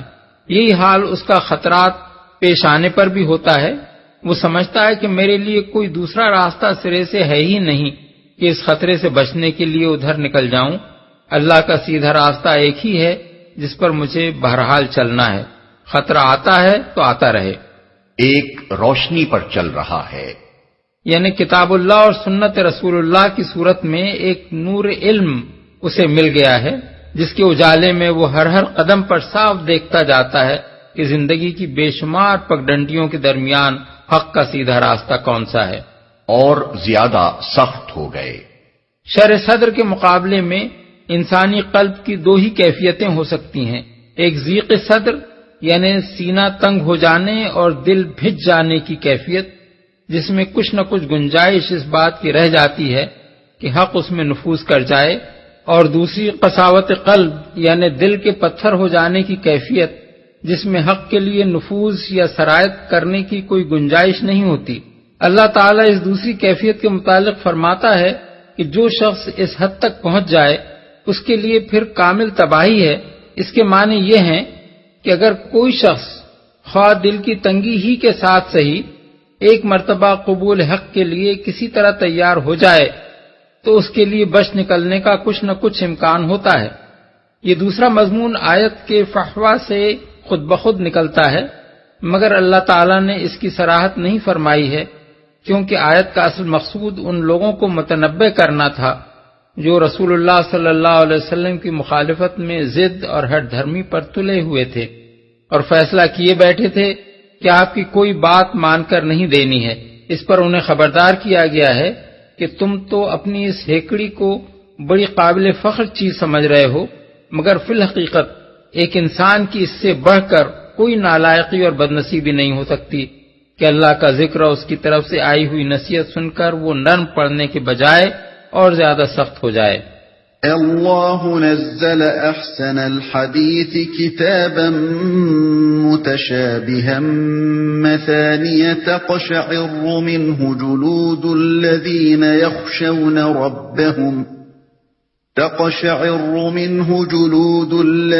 یخشون ربهم ثم تلين جلودهم وقلوبهم إلى ذكر الله ذلك هدى الله يهدي به من يشاء ومن يضلل الله فما له من هاد۔ اللہ نے بہترین کلام اتارا ہے، ایک ایسی کتاب جس کے تمام اجزاء ہم رنگ ہیں اور جس میں بار بار مضامین دہرائے گئے ہیں۔ اسے سن کر ان لوگوں کے رونگٹے کھڑے ہو جاتے ہیں جو اپنے رب سے ڈرنے والے ہیں، اور پھر ان کے جسم اور ان کے دل نرم ہو کر اللہ کے ذکر کی طرف راغب ہو جاتے ہیں۔ یہ اللہ کی ہدایت ہے جس سے وہ راہ راست پر لے آتا ہے جسے چاہتا ہے، اور جسے اللہ ہدایت نہ دے اس کے لیے پھر کوئی ہادی نہیں ہے۔ ہم رنگ ہیں، یعنی ان میں کوئی تضاد اور اختلاف نہیں ہے۔ پوری کتاب اول سے لے کر آخر تک ایک ہی مدعا، ایک ہی عقیدہ، ایک ہی نظام فکر و عمل پیش کرتی ہے۔ اس کا ہر جز دوسرے جز کی اور ہر مضمون دوسرے مضمون کی تصدیق و تائید اور توضیح و تشریح کرتا ہے، اور معنی و بیان دونوں کے لحاظ سے اس میں کامل یکسانی یعنی کنسسٹنسی پائی جاتی ہے۔ أَفَمَن يَتَّقِي بِوَجْهِهِ سُوءَ الْعَذَابِ يَوْمَ الْقِيَامَةِ وَقِيلَ لِلظَّالِمِينَ ذُوقُوا مَا كُنتُمْ تَكْسِبُونَ۔ اب اس شخص کی بدحالی کا تم کیا اندازہ کر سکتے ہو جو قیامت کے روز عذاب کی سخت مار اپنے منہ پر لے گا۔ ایسے ظالموں سے تو کہہ دیا جائے گا کہ اب چکھو مزہ اس کمائی کا جو تم کرتے رہے تھے۔ مار اپنے منہ پر لے گا۔ کسی ضرب کو آدمی اپنے منہ پر اس وقت لیتا ہے جبکہ وہ بالکل عاجز و بے بس ہو، ورنہ جب تک وہ مدافعت پر کچھ بھی قادر ہوتا ہے وہ اپنے جسم کے ہر حصے پر چوٹ کھاتا رہتا ہے مگر منہ پر مار نہیں پڑنے دیتا۔ اس لیے یہاں اس شخص کی انتہائی بے بسی کی تصویر یہ کہہ کر کھینچ دی گئی ہے کہ وہ سخت مار اپنے منہ پر لے گا۔ اس کمائی کا جو تم کرتے رہے تھے۔ اصل میں لفظ کسب استعمال ہوا ہے، جس سے مراد قرآن مجید کی اصطلاح میں جزا و سزا کا وہ استحقاق ہے جو آدمی اپنے عمل کے نتیجے میں کماتا ہے۔ نیک عمل کرنے والے کی اصل کمائی یہ ہے کہ وہ اللہ کے اجر کا مستحق بنتا ہے، اور گمراہی و بدراہی اختیار کرنے والے کی کمائی وہ سزا ہے جو اسے آخرت میں ملنے والی ہے۔ كذب الذين من قبلهم فأتاهم العذاب من حيث لا يشعرون فأذاقهم الله الخزي في الحياة الدنيا ولعذاب الآخرة أكبر لو كانوا يعلمون۔ ان سے پہلے بھی بہت سے لوگ اسی طرح جھٹلا چکے ہیں، آخر ان پر عذاب ایسے رخ سے آیا جدھر ان کا خیال بھی نہ جا سکتا تھا۔ پھر اللہ نے ان کو دنیا ہی کی زندگی میں رسوائی کا مزہ چکھایا، اور آخرت کا عذاب تو اس سے شدید تر ہے، کاش یہ لوگ جانتے۔ وَلَقَدْ ضَرَبْنَا لِلنَّاسِ فِي هَذَا الْقُرْآنِ مِنْ كُلِّ مَثَلٍ لَعَلَّهُمْ يَتَذَكَّرُونَ قُرْآنًا عَرَبِيًّا غَيْرَ ذِي عِوَجٍ لَعَلَّهُمْ يَتَّقُونَ۔ ہم نے اس قرآن میں لوگوں کو طرح طرح کی مثالیں دی ہیں کہ یہ ہوش میں آئیں۔ ایسا قرآن جو عربی زبان میں ہے، جس میں کوئی ٹیڑھ نہیں ہے، تاکہ یہ برے انجام سے بچیں۔ عربی زبان میں ہے، یعنی یہ کسی غیر زبان میں نہیں آیا ہے کہ مکے اور عرب کے لوگ اسے سمجھنے کے لیے کسی مترجم یا شارح کے محتاج ہوں، بلکہ یہ ان کی اپنی زبان میں ہے جسے یہ براہ راست خود سمجھ سکتے ہیں۔ کوئی ٹیڑھ نہیں ہے، یعنی اس میں اینچ پینچ کی بھی کوئی بات نہیں ہے کہ عام آدمی کے لیے اس کو سمجھنے میں کوئی مشکل پیش آئے، بلکہ صاف صاف سیدھی بات کہی گئی ہے جس سے ہر آدمی جان سکتا ہے کہ یہ کتاب کس چیز کو غلط کہتی ہے اور کیوں، کس چیز کو صحیح کہتی ہے اور کس بنا پر، کیا منوانا چاہتی ہے اور کس چیز کا انکار کرانا چاہتی ہے، کن کاموں کا حکم دیتی ہے اور کن کاموں سے روکتی ہے۔ ضرب الله مثلا رجلا فيه شركاء متشاكسون ورجلا سلما لرجل هل يستويان مثلا الحمد لله بل أكثرهم لا يعلمون۔ اللہ ایک مثال دیتا ہے، ایک شخص تو وہ ہے جس کی ملکیت میں بہت سے کج خلق آقا شریک ہیں جو اسے اپنی اپنی طرف کھینچ رہے ہیں، اور دوسرا شخص پورا کا پورا ایک ہی آقا کا غلام ہے، کیا ان دونوں کا حال یکساں ہو سکتا ہے؟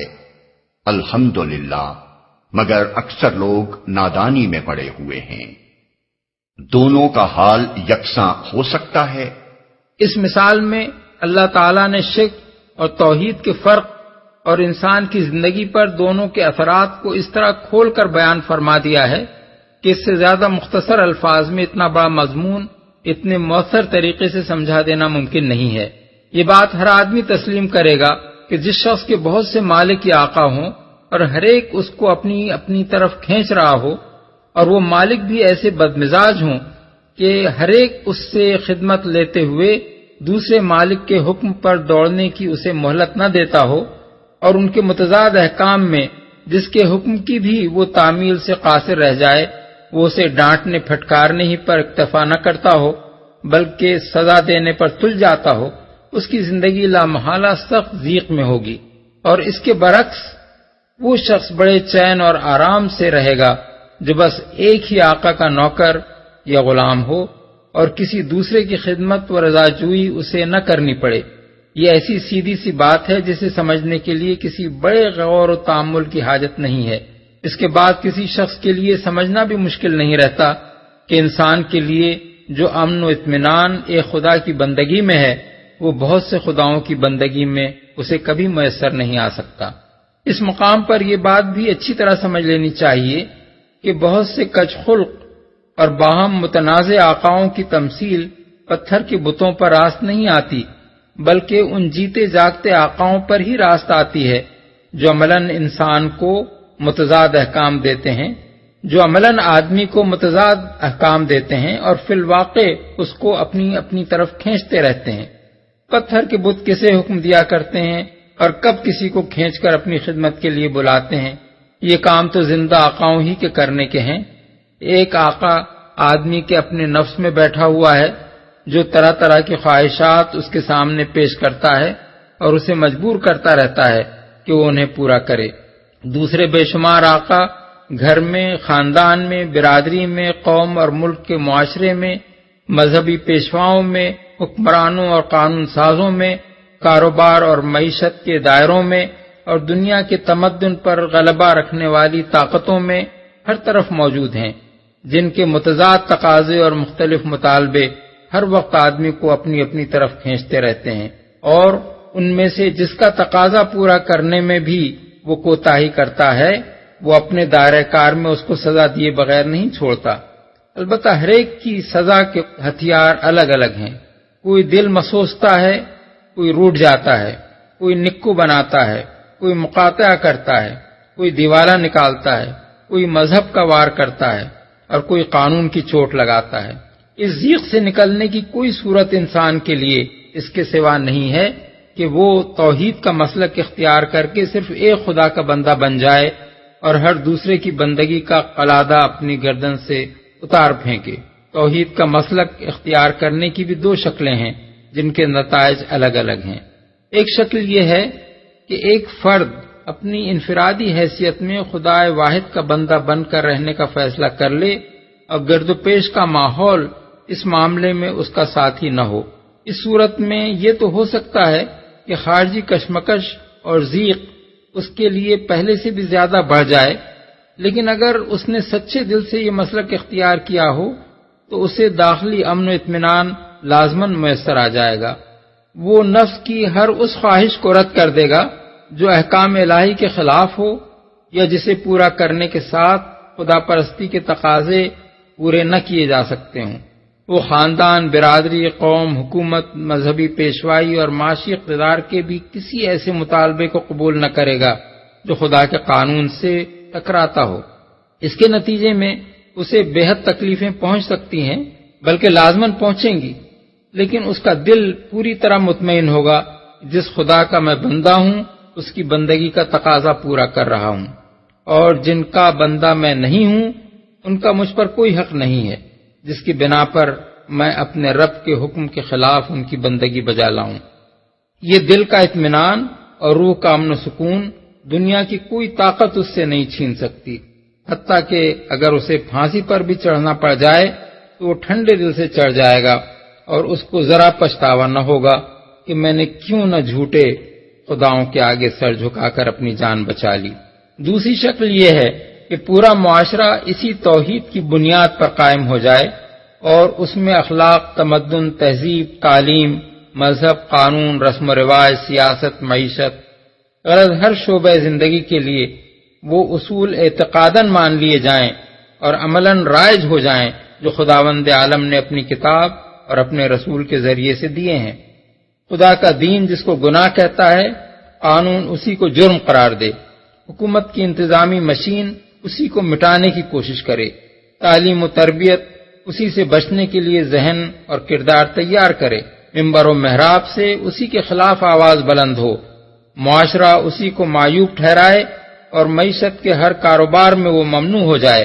اسی طرح خدا کا دین جس چیز کو بھلائی اور نیکی قرار دے، قانون اس کی حمایت کرے، انتظام کی طاقتیں اسے پروان چڑھانے میں لگ جائیں، تعلیم و تربیت کا پورا نظام ذہنوں میں اس کو بٹھانے اور سیرتوں میں اسے رچا دینے کی کوشش کرے، ممبر و محراب اسی کی تلقین کریں، معاشرہ اسی کی تعریف کرے اور اپنے عملی رسم و رواج اس پر قائم کر دے، اور کاروبار معیشت بھی اسی کے مطابق چلے۔ یہ وہ صورت ہے جس میں انسان کو کامل داخلی و خارجی اطمینان میسر آ جاتا ہے اور مادی و روحانی ترقی کے تمام دروازے اس کے لیے کھل جاتے ہیں، کیونکہ اس میں بندگی رب اور بندگی غیر کے تقاضوں کا تصادم قریب قریب ختم ہو جاتا ہے۔ اسلام کی دعوت اگرچہ ہر فرد کو یہی ہے کہ خواہ دوسری صورت پیدا ہو یا نہ ہو، بہرحال وہ توحیدی کو اپنا دین بنا لے اور تمام خطرات و مشکلات کا مقابلہ کرتے ہوئے اللہ کی بندگی کرے، لیکن اس سے انکار نہیں کیا جا سکتا کہ اسلام کا آخری مقصود یہی دوسری صورت پیدا کرنا ہے، اور تمام انبیاء علیہم السلام کی کوششوں کا مدعا یہی رہا ہے کہ ایک امت مسلمہ وجود میں آئے جو کفر و کفار کے غلبے سے آزاد ہو کر من حیث الجماعت اللہ کے دین کی پیروی کرے۔ کوئی شخص جب تک قرآن و سنت سے ناواقف اور عقل سے بے بہرا نہ ہو، یہ نہیں کہہ سکتا کہ انبیاء علیہم السلام کی سعی و جہد کا مقصود صرف انفرادی ایمان و طاعت ہے اور اجتماعی زندگی میں دین حق کو نافذ و قائم کرنا سرے سے اس کا مقصد ہی نہیں رہا ہے۔ الحمدللہ۔ یہاں الحمدللہ کی معنویت سمجھنے کے لیے یہ نقشہ ذہن میں لائیے کہ اوپر کا سوال لوگوں کے سامنے پیش کرنے کے بعد مقرر نے سکوت کیا تاکہ اگر مخالفین توحید کے پاس اس کا کوئی جواب ہو تو دیں۔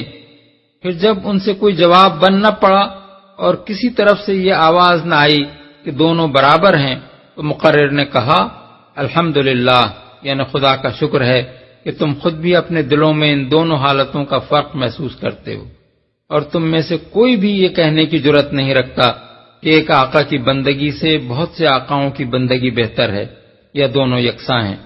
نادانی میں پڑے ہوئے ہیں، یعنی ایک آقا کی غلامی اور بہت سے آقاؤں کی غلامی کا فرق تو خوب سمجھ لیتے ہیں، مگر ایک خدا کی بندگی اور بہت سے خداؤں کی بندگی کا فرق جب سمجھانے کی کوشش کی جاتی ہے تو نادان بن جاتے ہیں۔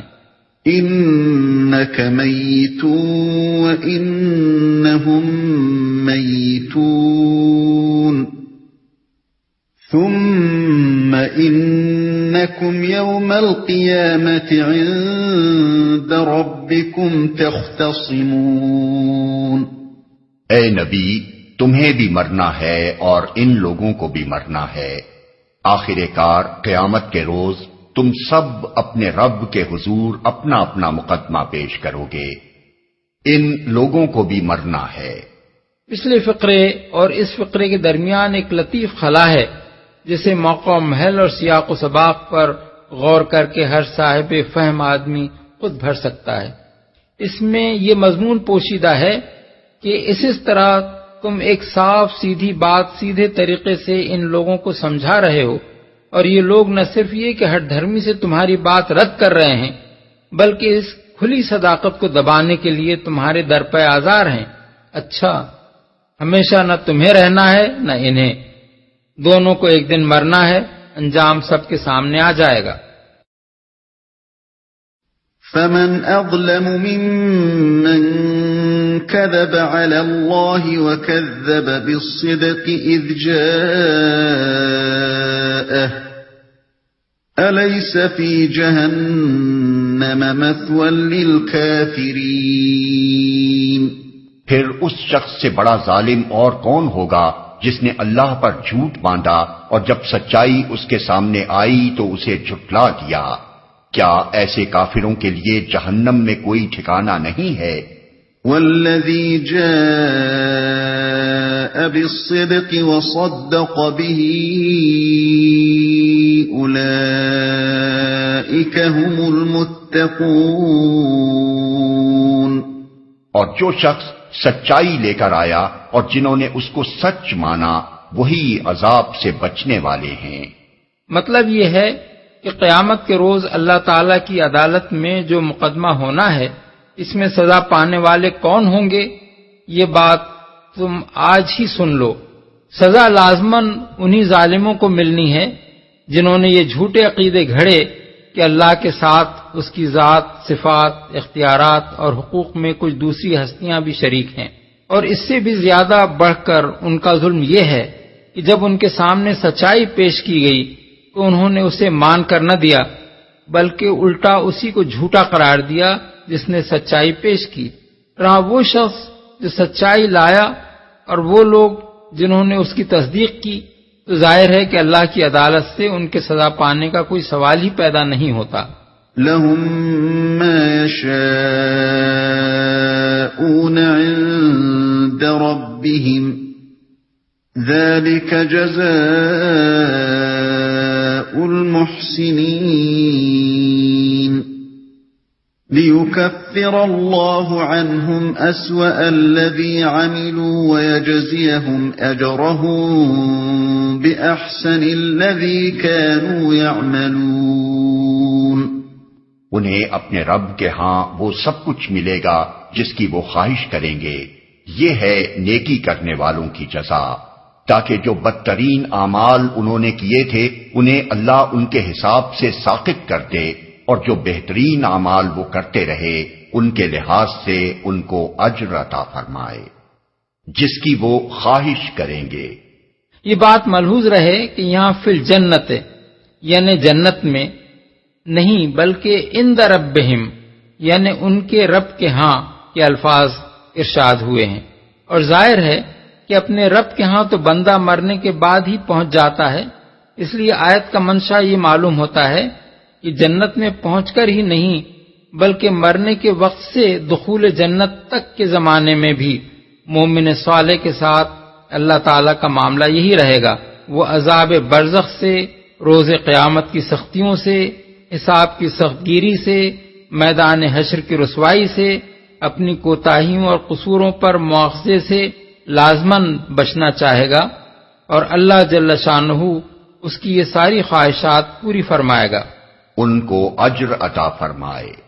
نبی صلی اللہ علیہ وسلم پر جو لوگ ایمان لائے تھے زمانہ جاہلیت میں، ان سے اعتقادی اور اخلاقی دونوں ہی طرح کے بدترین گناہ سرزد ہو چکے تھے، اور ایمان لانے کے بعد انہوں نے صرف یہی ایک نیکی نہ کی تھی کہ اس جھوٹ کو چھوڑ دیا جسے وہ پہلے مان رہے تھے، اور وہ سچائی قبول کر لی جسے حضور نے پیش فرمایا تھا، بلکہ مزید برآں انہوں نے اخلاق، عبادات اور معاملات میں بہترین اعمال صالحہ انجام دیے تھے. اللہ تعالیٰ فرماتا ہے کہ ان کے وہ بدترین اعمال جو جاہلیت میں ان سے سرزد ہوئے تھے ان کے حساب سے محو کر دیے جائیں گے، اور ان کو انعام ان اعمال کے لحاظ سے دیا جائے گا جو ان کے نامہ اعمال میں سب سے بہتر ہوں گے. أَلَيْسَ اللَّهُ بِكَافٍ عَبْدَهُ وَيُخَوِّفُونَكَ بِالَّذِينَ مِن دُونِهِ وَمَن يُضْلِلِ اللَّهُ فَمَا لَهُ مِنْ هَادٍ وَمَن يَهْدِ اللَّهُ فَمَا لَهُ مِن مُضِلٍّ أَلَيْسَ اللَّهُ بِعَزِيزٍ ذِي انتقام. اے نبی، کیا اللہ اپنے بندے کے لیے کافی نہیں ہے؟ یہ لوگ اس کے سوا دوسروں سے تم کو ڈراتے ہیں، حالانکہ اللہ جسے گمراہی میں ڈال دے اسے کوئی راستہ دکھانے والا نہیں، اور جسے وہ ہدایت دے اسے بھٹکانے والا بھی کوئی نہیں. کیا اللہ زبردست اور انتقام لینے والا نہیں ہے؟ دوسروں سے تم کو ڈراتے ہیں. کفار مکہ نبی صلی اللہ علیہ وسلم سے کہا کرتے تھے کہ تم ہمارے معبودوں کی شان میں گستاخیاں کرتے ہو اور ان کے خلاف زبان کھولتے ہو.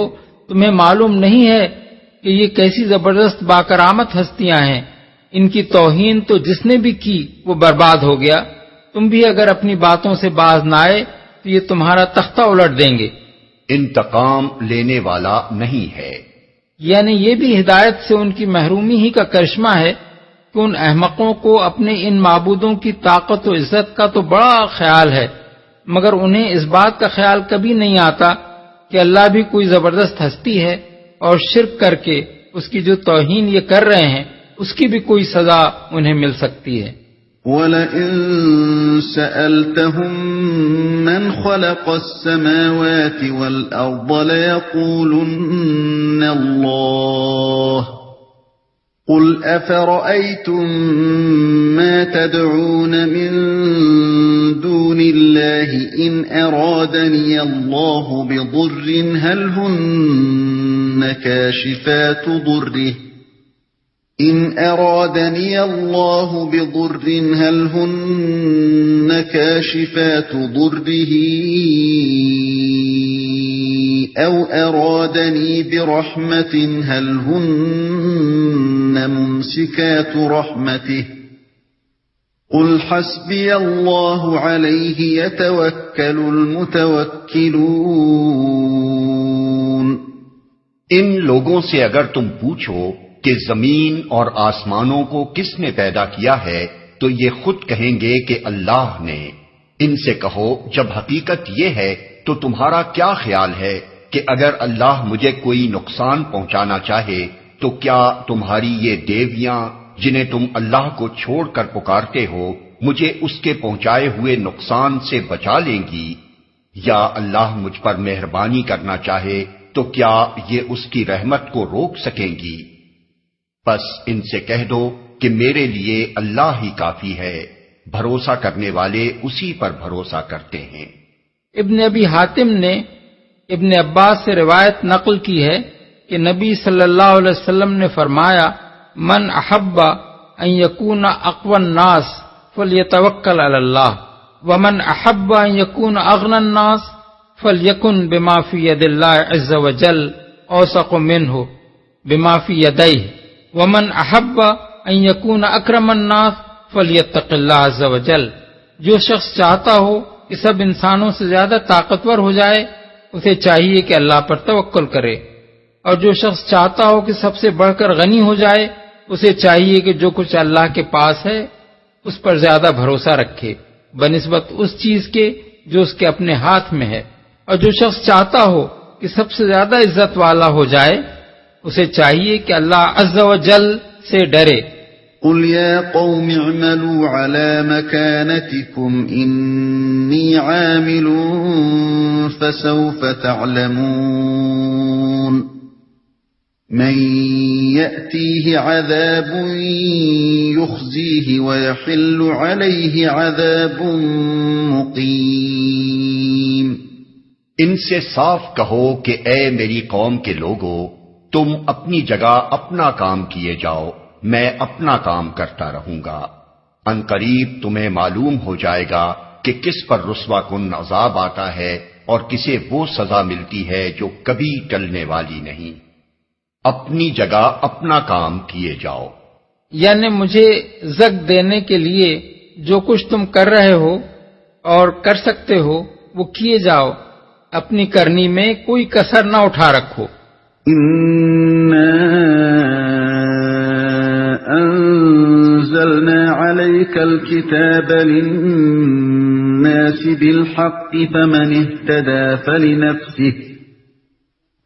اهتدى فلنفسه ومن ضل فإنما يضل عليها وما أنت عليهم بوكيل۔ اے نبی ہم نے سب انسانوں کے لیے یہ کتاب برحق تم پر نازل کر دی ہے، اب جو سیدھا راستہ اختیار کرے گا اپنے لیے کرے گا اور جو بھٹکے گا اس کے بھٹکنے کا وبال اسی پر ہوگا، تم ان کے ذمہ دار نہیں ہو۔ یعنی تمہارے سپرد انہیں راہ راست پر لے آنا نہیں ہے، تمہارا کام صرف یہ ہے کہ ان کے سامنے راہ راست پیش کر دو، اس کے بعد اگر یہ گمراہ رہیں تو تم پر کوئی ذمہ داری نہیں ہے۔ اللہ يتوفى الأنفس حين موتها والتي لم تمت في منامها فيمسك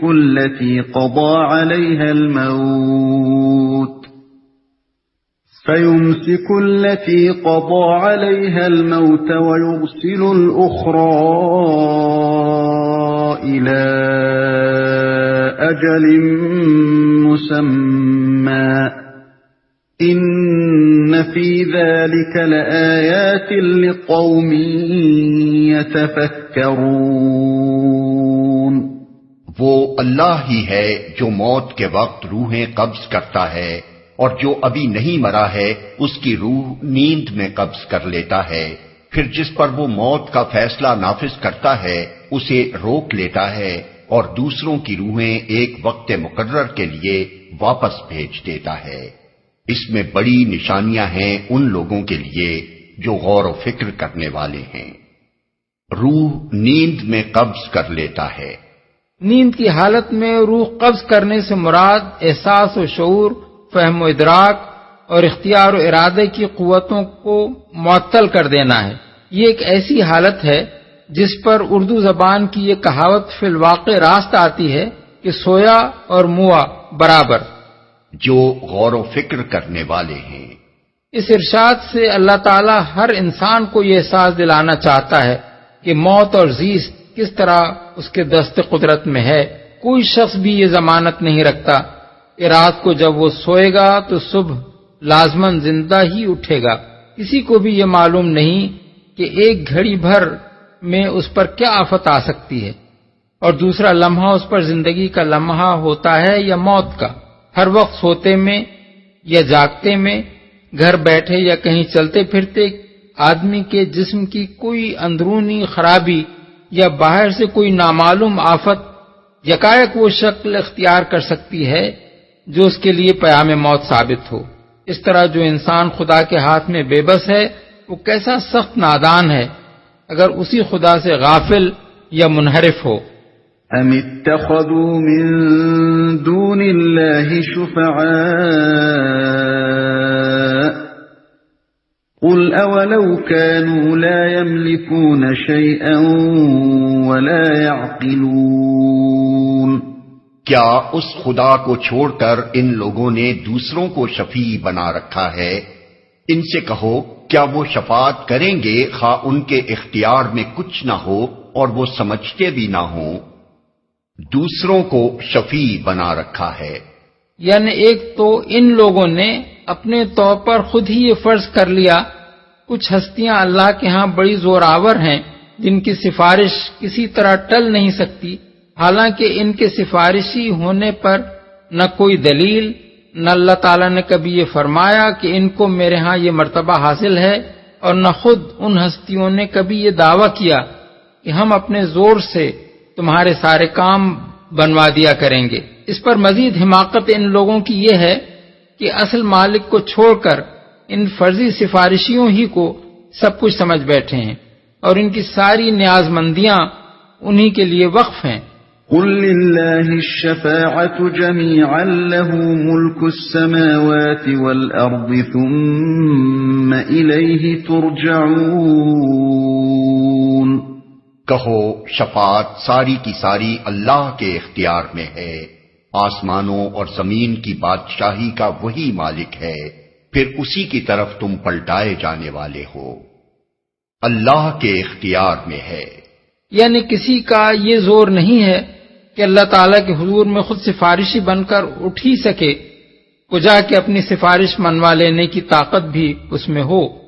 یہ بات تو بالکل اللہ کے اختیار میں ہے کہ جسے چاہے سفارش کی اجازت دے اور جسے چاہے نہ دے، اور جس کے حق میں چاہے کسی کو سفارش کرنے دے اور جس کے حق میں چاہے نہ کرنے دے۔ وَإِذَا ذُكِرَ اللَّهُ وَحْدَهُ اشْمَأَزَّتْ قُلُوبُ الَّذِينَ لَا يُؤْمِنُونَ بِالْآخِرَةِ وَإِذَا ذُكِرَ الَّذِينَ مِن دُونِهِ إِذَا هُمْ يَسْتَبْشِرُونَ۔ جب اکیلے اللہ کا ذکر کیا جاتا ہے تو آخرت پر ایمان نہ رکھنے والوں کے دل کڑنے لگتے ہیں، اور جب اس کے سوا دوسروں کا ذکر ہوتا ہے تو یکا یک وہ خوشی سے کھل اٹھتے ہیں۔ یہ بات قریب قریب ساری دنیا کے مشرکانہ ذوق رکھنے والے لوگوں میں مشترک ہے، حتیٰ کہ مسلمانوں میں بھی جن بدقسمتوں کو یہ بیماری لگ گئی ہے وہ بھی اس عیب سے خالی نہیں ہیں۔ زبان سے کہتے ہیں کہ ہم اللہ کو مانتے ہیں، لیکن حالت یہ ہے کہ اکیلے اللہ کا ذکر کیجئے تو ان کے چہرے بگڑنے لگتے ہیں، کہتے ہیں ضرور یہ شخص بزرگوں اور اولیاء کو نہیں مانتا، جبھی تو بس اللہ ہی اللہ کی باتیں کیے جاتا ہے، اور اگر دوسروں کا ذکر کیا جائے تو ان کے دلوں کی کلی کھل جاتی ہے اور بشاشت سے ان کے چہرے دمکنے لگتے ہیں۔ اس طرز عمل سے صاف ظاہر ہوتا ہے کہ ان کو اصل میں دلچسپی اور محبت کس سے ہے۔ علامہ آلوسی نے تفسیر روح المعانی میں اس مقام پر خود اپنا ایک تجربہ بیان کیا ہے۔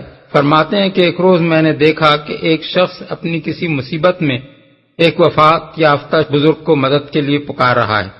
میں نے کہا اللہ کے بندے، اللہ کو پکار وہ خود فرماتا ہے وَإِذَا سَأَلَكَ عِبَادِي عَنِّي فَإِنِّي قَرِيبٌ أُجِيبُ دَعْوَةَ الدَّاعِ إِذَا دَعَانِ۔ میری یہ بات سن کر اسے سخت غصہ آیا، اور بعد میں لوگوں نے مجھے بتایا کہ وہ کہتا تھا یہ شخص اولیاء کا منکر ہے، اور بعض لوگوں نے اس کو یہ کہتے بھی سنا کہ اللہ کی نسبت ولی جلدی سن لیتے ہیں۔ قل اللهم فاطر السماوات والأرض عالم الغيب والشهادة أنت تحكم بين عبادك فيما كانوا فيه يختلفون۔ کہو خدایا آسمانوں اور زمین کے پیدا کرنے والے، حاضر و غائب کے جاننے والے، تو ہی اپنے بندوں کے درمیان اس چیز کا فیصلہ کرے گا جس میں وہ اختلاف کرتے رہے ہیں۔ وَلَوْ أَنَّ لِلَّذِينَ ظَلَمُوا مَا فِي الْأَرْضِ جَمِيعًا وَمِثْلَهُ مَعَهُ لَافْتَدَوْا بِهِ مِنْ سُوءِ الْعَذَابِ يَوْمَ الْقِيَامَةِ وَبَدَا لَهُم مِّنَ اللَّهِ مَا لَمْ يَكُونُوا يَحْتَسِبُونَ۔ اگر ان ظالموں کے پاس زمین کی ساری دولت بھی ہو اور اتنی ہی اور بھی، تو یہ روز قیامت کے برے عذاب سے بچنے کے لیے سب کچھ فدیے میں دینے کے لیے تیار ہو جائیں گے۔ وہاں اللہ کی طرف سے ان کے سامنے وہ کچھ آئے گا جس کا انہوں نے کبھی اندازہ ہی نہیں کیا ہے۔ وَبَدَا لَهُمْ سَيِّئَاتُ مَا كَسَبُوا وَحَاقَ بِهِم مَّا كَانُوا بِهِ يَسْتَهْزِئُونَ۔ وہاں اپنی کمائی کے سارے برے نتائج ان پر کھل جائیں گے، اور وہی چیز ان پر مسلط ہو جائے گی جس کا یہ مذاق اڑاتے رہے ہیں۔ فَإِذَا مَسَّ الْإِنسَانَ ضُرٌّ دَعَانَا ثُمَّ إِذَا خَوَّلْنَاهُ نِعْمَةً مِنَّا قَالَ إِنَّمَا أُوتِيتُهُ عَلَى عِلْمٍ بَلْ هِيَ فِتْنَةٌ وَلَكِنَّ أَكْثَرَهُمْ لَا يَعْلَمُونَ۔ یہی انسان جب ذرا سی مصیبت اسے چھو جاتی ہے تو ہمیں پکارتا ہے، اور جب ہم اسے اپنی طرف سے نعمت دے کر اپھار دیتے ہیں تو کہتا ہے کہ یہ تو مجھے علم کی بنا پر دیا گیا ہے۔ نہیں، بلکہ یہ آزمائش ہے، مگر ان میں سے اکثر لوگ جانتے نہیں ہیں۔ یہی انسان یعنی جسے اللہ کے نام سے چڑ ہے اور اکیلے اللہ کا ذکر سن کر جس کا چہرہ بگڑنے لگتا ہے، علم کی بنا پر دیا گیا ہے۔ اس فقرے کے دو مطلب ہو سکتے ہیں۔ ایک یہ کہ اللہ جانتا ہے کہ میں اس نعمت کا اہل ہوں، اسی لیے اس نے مجھے یہ کچھ دیا ہے، ورنہ اگر اس کے نزدیک میں ایک برا اور بدعقیدہ اور غلط کار آدمی ہوتا تو مجھے یہ نعمتیں کیوں دیتا۔ دوسرا مطلب یہ بھی ہو سکتا ہے یہ تو مجھے میری قابلیت کی بنا پر ملا ہے۔ اکثر لوگ جانتے نہیں ہیں۔ لوگ اپنی جہالت و نادانی سے یہ سمجھتے ہیں کہ جسے کوئی نعمت مل رہی ہے وہ لازماً اس کی اہلیت و قابلیت کی بنا پر مل رہی ہے، اور اس نعمت کا ملنا اس کی مقبول بارگاہ الہی ہونے کی علامت یا دلیل ہے۔ حالانکہ یہاں جس کو جو کچھ بھی دیا جا رہا ہے اللہ تعالیٰ کی طرف سے آزمائش کے طور پر دیا جا رہا ہے۔ یہ امتحان کا سامان ہے، نہ کہ قابلیت کا انعام۔ ورنہ آخر کیا وجہ ہے کہ بہت سے قابل آدمی خستہ حال ہیں اور بہت سے ناقابل آدمی نعمتوں میں کھیل رہے ہیں۔ اسی طرح یہ دنیاوی نعمتیں مقبول بارگاہ ہونے کی علامت بھی نہیں ہے۔ ہر شخص دیکھ سکتا ہے کہ دنیا میں بکثرت ایسے نیک آدمی مصائب میں مبتلا ہیں جن کے نیک ہونے سے انکار نہیں کیا جا سکتا، اور بہت سے برے آدمی جن کی قبیح حرکات سے ایک دنیا واقف ہے عیش کر رہے ہیں۔ اب کیا کوئی صاحب عقل آدمی ایک کی مصیبت اور دوسرے کے عیش کو اس بات کی دلیل بنا سکتا ہے کہ نیک انسان کو اللہ پسند نہیں کرتا اور بد انسان کو وہ پسند کرتا ہے؟ قد قالها الذين من قبلهم فما أغنى عنهم ما كانوا يكسبون۔ یہی بات ان سے پہلے گزرے ہوئے لوگ بھی کہہ چکے ہیں، مگر جو کچھ وہ کماتے تھے وہ ان کے کسی کام نہ آیا۔ مطلب یہ ہے کہ جب ان کی شامت آئی تو وہ قابلیت بھی دھری رہ گئی جس کا انہیں دعویٰ تھا، اور یہ بات بھی کھل گئی کہ وہ اللہ کے مقبول بندے نہ تھے۔ ظاہر ہے کہ اگر ان کی یہ کمائی مقبولیت اور صلاحیت کی بنا پر ہوتی تو شامت کیسے آ جاتی؟ فَأَصَابَهُمْ سَيِّئَاتُ مَا كَسَبُوا وَالَّذِينَ ظَلَمُوا مِنْ هَؤُلَاءِ سَيُصِيبُهُمْ سَيِّئَاتُ مَا كَسَبُوا وَمَا هُمْ بِمُعْجِزِينَ۔ پھر اپنی کمائی کے برے نتائج انہوں نے بھگتے، اور ان لوگوں میں سے بھی جو ظالم ہیں وہ عنقریب اپنی کمائی کے برے نتائج بھگتیں گے، یہ ہمیں عاجز کر دینے والے نہیں ہیں۔ اولم يعلموا ان اللہ يبسط الرزق لمن يشاء ويقدر ان فی ذلك لآیات لقوم یؤمنون۔ اور کیا انہیں معلوم نہیں ہے کہ اللہ جس کا چاہتا ہے رزق کشادہ کر دیتا ہے اور جس کا چاہتا ہے تنگ کر دیتا ہے، اس میں نشانیاں ہیں ان لوگوں کے لیے جو ایمان لاتے ہیں۔ تنگ کر دیتا ہے یعنی رزق کی تنگی و کشادگی اللہ کے ایک دوسرے ہی قانون پر مبنی ہے جس کے مسالے کچھ اور ہیں، اور اس تقسیم رزق کا مدار آدمی کی اہلیت و قابلیت یا اس کے محبوب و موصوب ہونے پر ہرگز نہیں ہے۔ قل یا عبادی الذین اسرفوا علی انفسهم لا تقنطوا من رحمت اللہ ان اللہ یغفر الذنوب جميعا انہ هو الغفور الرحیم۔ اے نبی کہہ دو کہ اے میرے بندو، جنہوں نے اپنی جانوں پر زیادتی کی ہے، اللہ کی رحمت سے مایوس نہ ہو جاؤ، یقیناً اللہ سارے گناہ معاف کر دیتا ہے، وہ تو غفور الرحیم ہے۔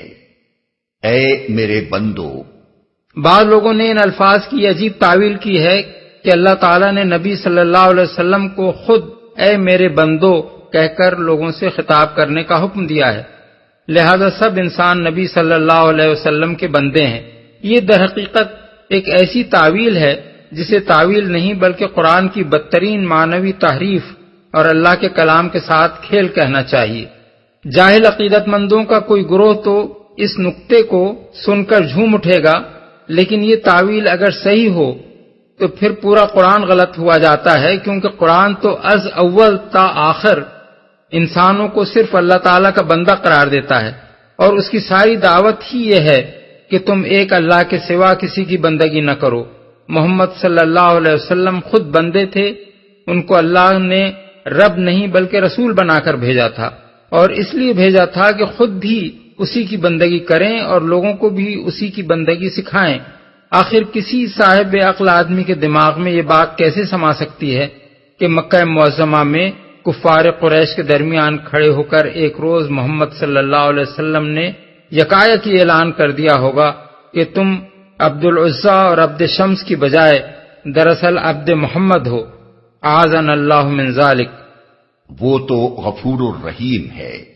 یہ خطاب تمام انسانوں سے ہے، صرف اہل ایمان کو مخاطب قرار دینے کے لیے کوئی وزنی دلیل نہیں ہے، اور جیسا کہ علامہ ابن کثیر نے لکھا ہے، عام انسانوں کو مخاطب کر کے یہ بات ارشاد فرمانے کا مطلب یہ نہیں ہے کہ اللہ تعالیٰ بغیر توبہ و انابت کے سارے گناہ معاف کر دیتا ہے، بلکہ بعد والی آیات میں اللہ تعالیٰ نے خود ہی وضاحت فرما دی ہے کہ گناہوں کی معافی کی صورت بندگی و اطاعت کی طرف پلٹ آنا اور اللہ کے نازل کیے ہوئے پیغام کی پیروی اختیار کر لینا ہے۔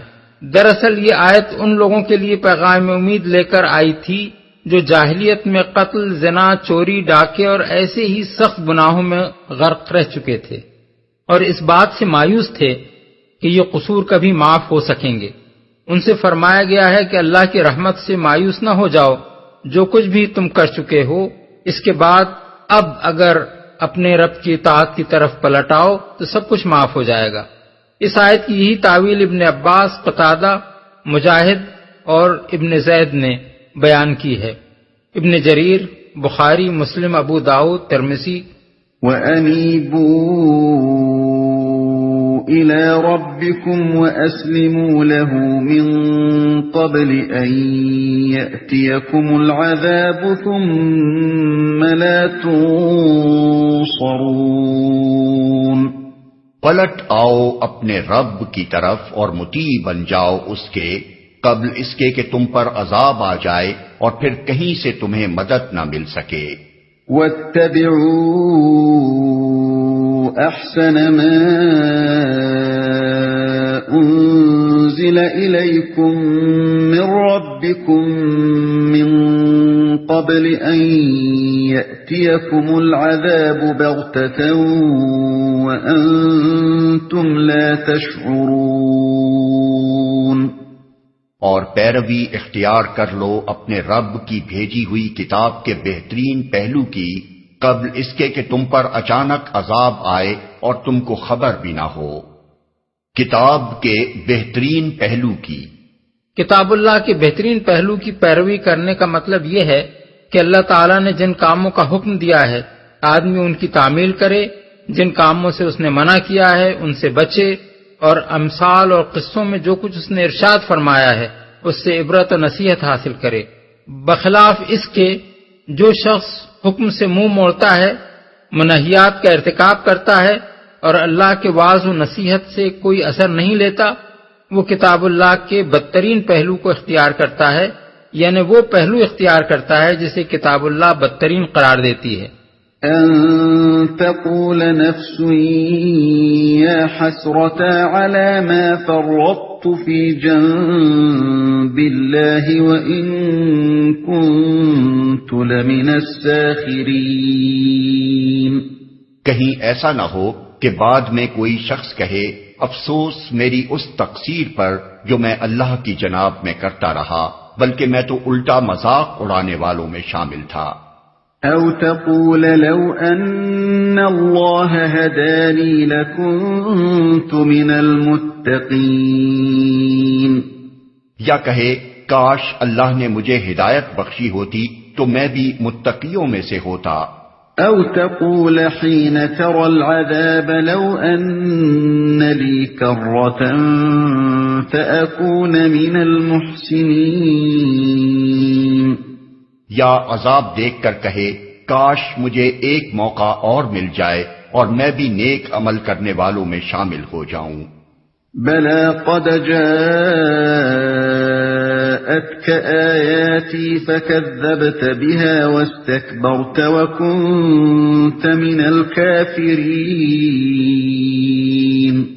اور اس وقت اسے یہ جواب ملے کہ کیوں نہیں میری آیات تیرے پاس آ چکی تھیں، پھر تو نے انہیں جھٹلایا اور تکبر کیا اور تو کافروں میں سے تھا۔ وَيَوْمَ الْقِيَامَةِ تَرَى الَّذِينَ كَذَبُوا عَلَى اللَّهِ وُجُوهُهُمْ مُسْوَدَّةٌ أَلَيْسَ فِي جَهَنَّمَ مَثْوًى لِلْمُتَكَبِّرِينَ۔ آج جن لوگوں نے خدا پر جھوٹ باندھے ہیں قیامت کے روز تم دیکھو گے کہ ان کے منہ کالے ہوں گے، کیا جہنم میں متکبروں کے لیے کافی جگہ نہیں ہے؟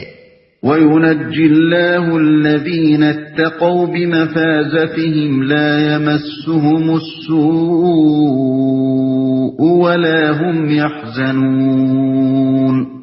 اس کے برعکس جن لوگوں نے یہاں تقویٰ کیا ان کے اسباب کامیابی کی وجہ سے اللہ ان کو نجات دے گا، ان کو نہ کوئی گزند پہنچے گا اور نہ وہ غمگین ہوں گے۔ اللہ خالق کل شیء وهو على كل شیء وکیل۔ اللہ ہر چیز کا خالق ہے اور وہی ہر چیز پر نگہبان ہے۔ یعنی اس نے دنیا کو پیدا کر کے چھوڑ نہیں دیا ہے، بلکہ وہی ہر چیز کی خبرگیری اور نگہبانی کر رہا ہے۔ دنیا کی تمام چیزیں جس طرح اس کے پیدا کرنے سے وجود میں آئی ہیں اسی طرح وہ اس کے باقی رکھنے سے باقی ہیں، اس کے پرورش کرنے سے پھل پھول رہی ہیں اور اس کی حفاظت و نگرانی میں کام کر رہی ہیں۔ له مقاليد السماوات والأرض والذين كفروا بآيات الله أولئك هم الخاسرون۔ زمین اور آسمانوں کے خزانوں کی کنجیاں اسی کے پاس ہیں، اور جو لوگ اللہ کی آیات سے کفر کرتے ہیں وہی گھاٹے میں رہنے والے ہیں۔ قل أفغير الله تأمروني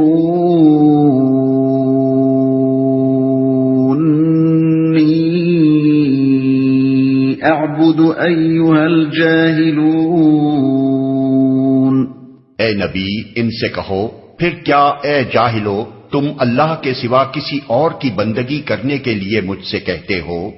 وَلَقَدْ أُوحِيَ إِلَيْكَ وَإِلَى الَّذِينَ مِن قَبْلِكَ لَئِنْ أَشْرَكْتَ لَيَحْبَطَنَّ عَمَلُكَ وَلَتَكُونَنَّ مِنَ الْخَاسِرِينَ۔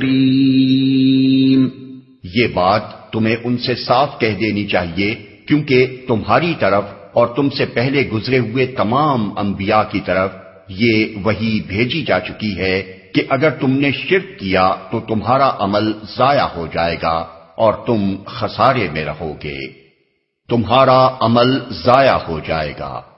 یعنی شرک کے ساتھ کسی عمل کو عمل صالح قرار نہیں دیا جائے گا، اور جو شخص بھی مشرک رہتے ہوئے اپنے نزدیک بہت سے کاموں کو نیک کام سمجھتے ہوئے کرے گا، ان پر وہ کسی اجر کا مستحق نہ ہوگا، اور اس کی پوری زندگی سراسر زیاں کاری بن کر رہ جائے گی۔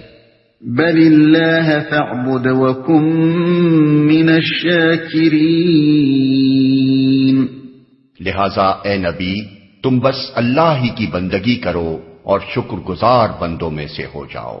وما قدر اللہ حق قدره والارض جميعا قبضته يوم القيامة والسماوات مطويات بيمينه سبحانه وتعالى عما يشركون۔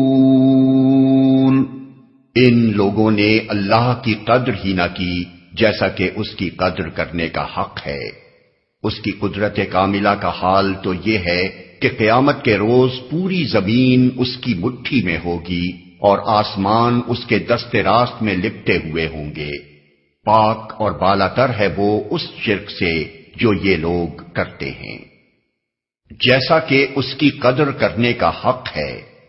یعنی ان کو اللہ کی عظمت و کبریائی کا کچھ اندازہ ہی نہیں ہے، انہوں نے کبھی یہ سمجھنے کی کوشش ہی نہیں کی کہ خداوند عالم کا مقام کتنا بلند ہے، اور وہ حقیر ہستیاں کیا شے ہیں جن کو یہ نادان لوگ خدائی میں شریک اور معبودیت کا حقدار بنائے بیٹھے ہیں۔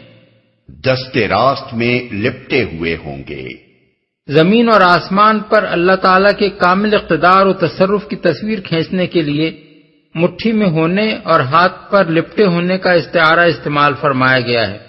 جس طرح ایک آدمی کسی چھوٹی سی گیند کو مٹھی میں دبا لیتا ہے اور اس کے لیے یہ ایک معمولی کام ہے، یا ایک شخص ایک رومال کو لپیٹ کر ہاتھ میں لے لیتا ہے اور اس کے لیے یہ کوئی زحمت طلب کام نہیں ہوتا، اسی طرح قیامت کے روز تمام انسان جو آج اللہ کی عظمت و کبریائی کا اندازہ کرنے سے قاصر ہیں، اپنی آنکھوں سے دیکھ لیں گے کہ زمین اور آسمان اللہ کے دست قدرت میں ایک حقیر گیند اور ایک ذرا سے رومال کی طرح ہیں۔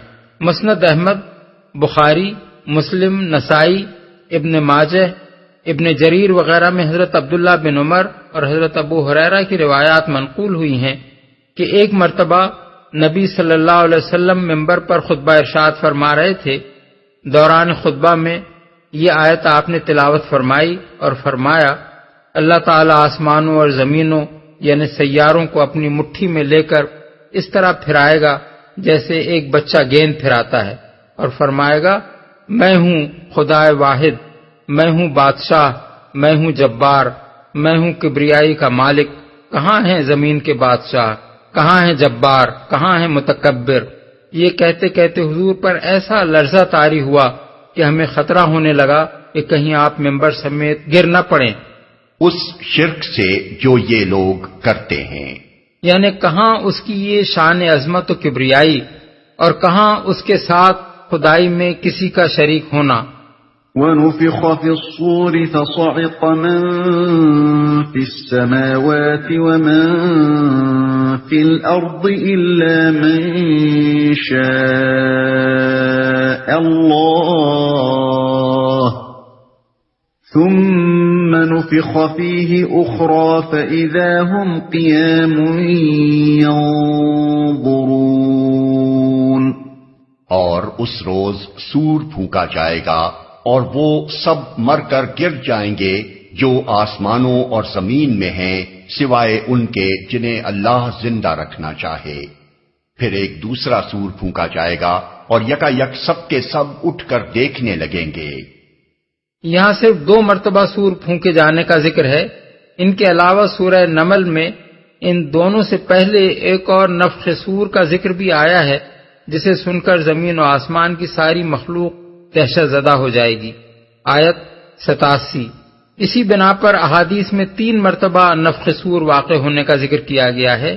ایک نفخۃ الفزع یعنی گھبرا دینے والا سور، دوسرا نفخۃ الصاق یعنی مار گرانے والا سور، تیسرا نفخۃ القیام لرب العالمین یعنی وہ سور جسے پھونکتے ہی تمام انسان جی اٹھیں گے اور اپنے رب کے حضور پیش ہونے کے لیے اپنے مرقدوں سے نکل آئیں گے۔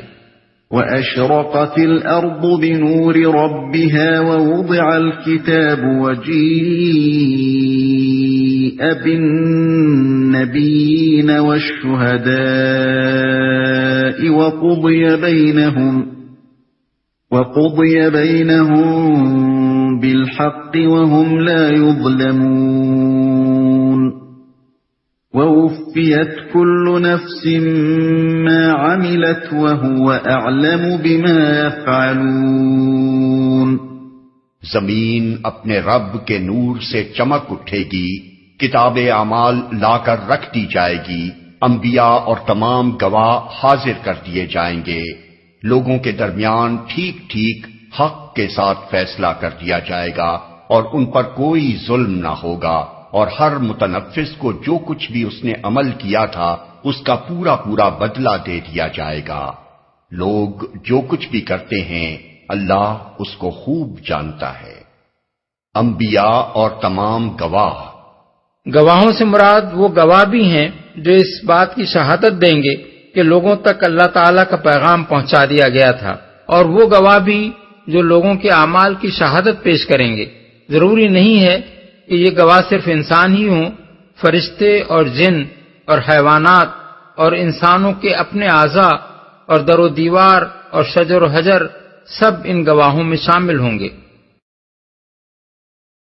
وَسِيقَ الَّذِينَ كَفَرُوا إِلَى جَهَنَّمَ زُمَرًا حَتَّى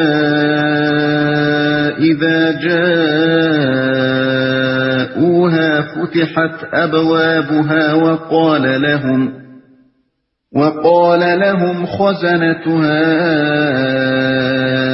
أَلَمْ يَأْتِكُمْ رُسُلٌ مِّنكُمْ يَتْلُونَ عَلَيْكُمْ آيَاتِ رَبِّكُمْ وَيُنذِرُونَكُمْ لِقَاءَ يَوْمِكُمْ هَذَا قَالُوا بَلَى وَلَكِنْ حَقَّتْ كَلِمَةُ الْعَذَابِ عَلَى الْكَافِرِينَ۔ اس فیصلے کے بعد وہ لوگ جنہوں نے کفر کیا تھا جہنم کی طرف گروہ در گروہ ہانکے جائیں گے، یہاں تک کہ جب وہ وہاں پہنچیں گے تو اس کے دروازے کھولے جائیں گے اور اس کے کارندے ان سے کہیں گے، کیا تمہارے پاس تمہارے اپنے لوگوں میں سے ایسے رسول نہیں آئے تھے جنہوں نے تم کو تمہارے رب کی آیات سنائی ہوں اور تمہیں اس بات سے ڈرایا ہو کہ ایک وقت تمہیں یہ دن بھی دیکھنا ہوگا؟ وہ جواب دیں گے، ہاں آئے تھے، مگر عذاب کا فیصلہ کافروں پر چپک گیا۔ دروازے کھولے جائیں گے، یعنی جہنم کے دروازے پہلے سے کھلے نہ ہوں گے بلکہ ان کے پہنچنے پر کھولے جائیں گے، جس طرح مجرموں کے پہنچنے پر جیل کا دروازہ کھولا جاتا ہے اور ان کے داخل ہوتے ہی بند کر دیا جاتا ہے۔ قیل دخلوا أبواب جهنم خالدين فيها فبئس مثوى المتكبرين. کہا جائے گا داخل ہو جاؤ جہنم کے دروازوں میں، یہاں اب تمہیں ہمیشہ رہنا ہے، بڑا ہی برا ٹھکانہ ہے یہ متکبروں کے لیے. وسيق الذين اتقوا ربهم إلى الجنة زمرا حتى إذا جاءوها وفتحت أبوابها وقال لهم خزنتها سلام عليكم طبتم فادخلوها خالدين.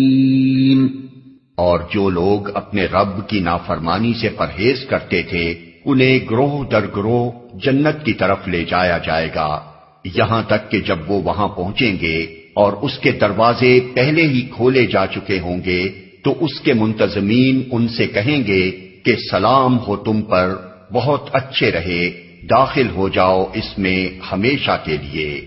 وقالوا الحمد لله الذي صدقنا وعده وأورثنا الأرض نتبوأ من الجنة حيث نشاء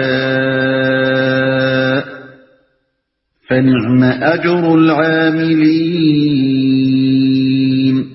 اور وہ کہیں گے شکر ہے اس خدا کا جس نے ہمارے ساتھ اپنا وعدہ سچ کر دکھایا اور ہم کو زمین کا وارث بنا دیا، اب ہم جنت میں جہاں چاہیں اپنی جگہ بنا سکتے ہیں، پس بہترین اجر ہے عمل کرنے والوں کے لیے، جہاں چاہیں اپنی جگہ بنا سکتے ہیں.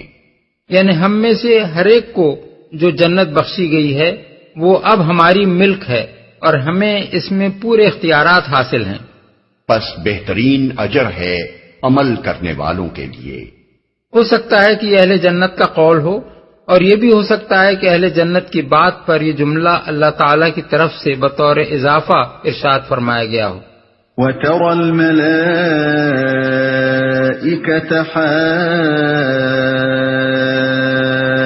حَافِّينَ مِنْ حَوْلِ الْعَرْشِ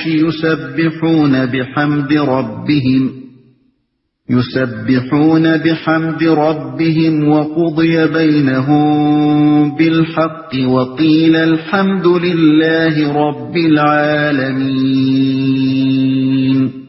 اور تم دیکھو گے کہ فرشتے عرش کے گرد حلقہ بنائے ہوئے اپنے رب کی حمد اور تسبیح کر رہے ہوں گے، اور لوگوں کے درمیان ٹھیک ٹھیک حق کے ساتھ فیصلہ چکا دیا جائے گا اور پکار دیا جائے گا کہ حمد ہے اللہ رب العالمین کے لیے. یعنی پوری کائنات اللہ کی حمد پکار اٹھے گی.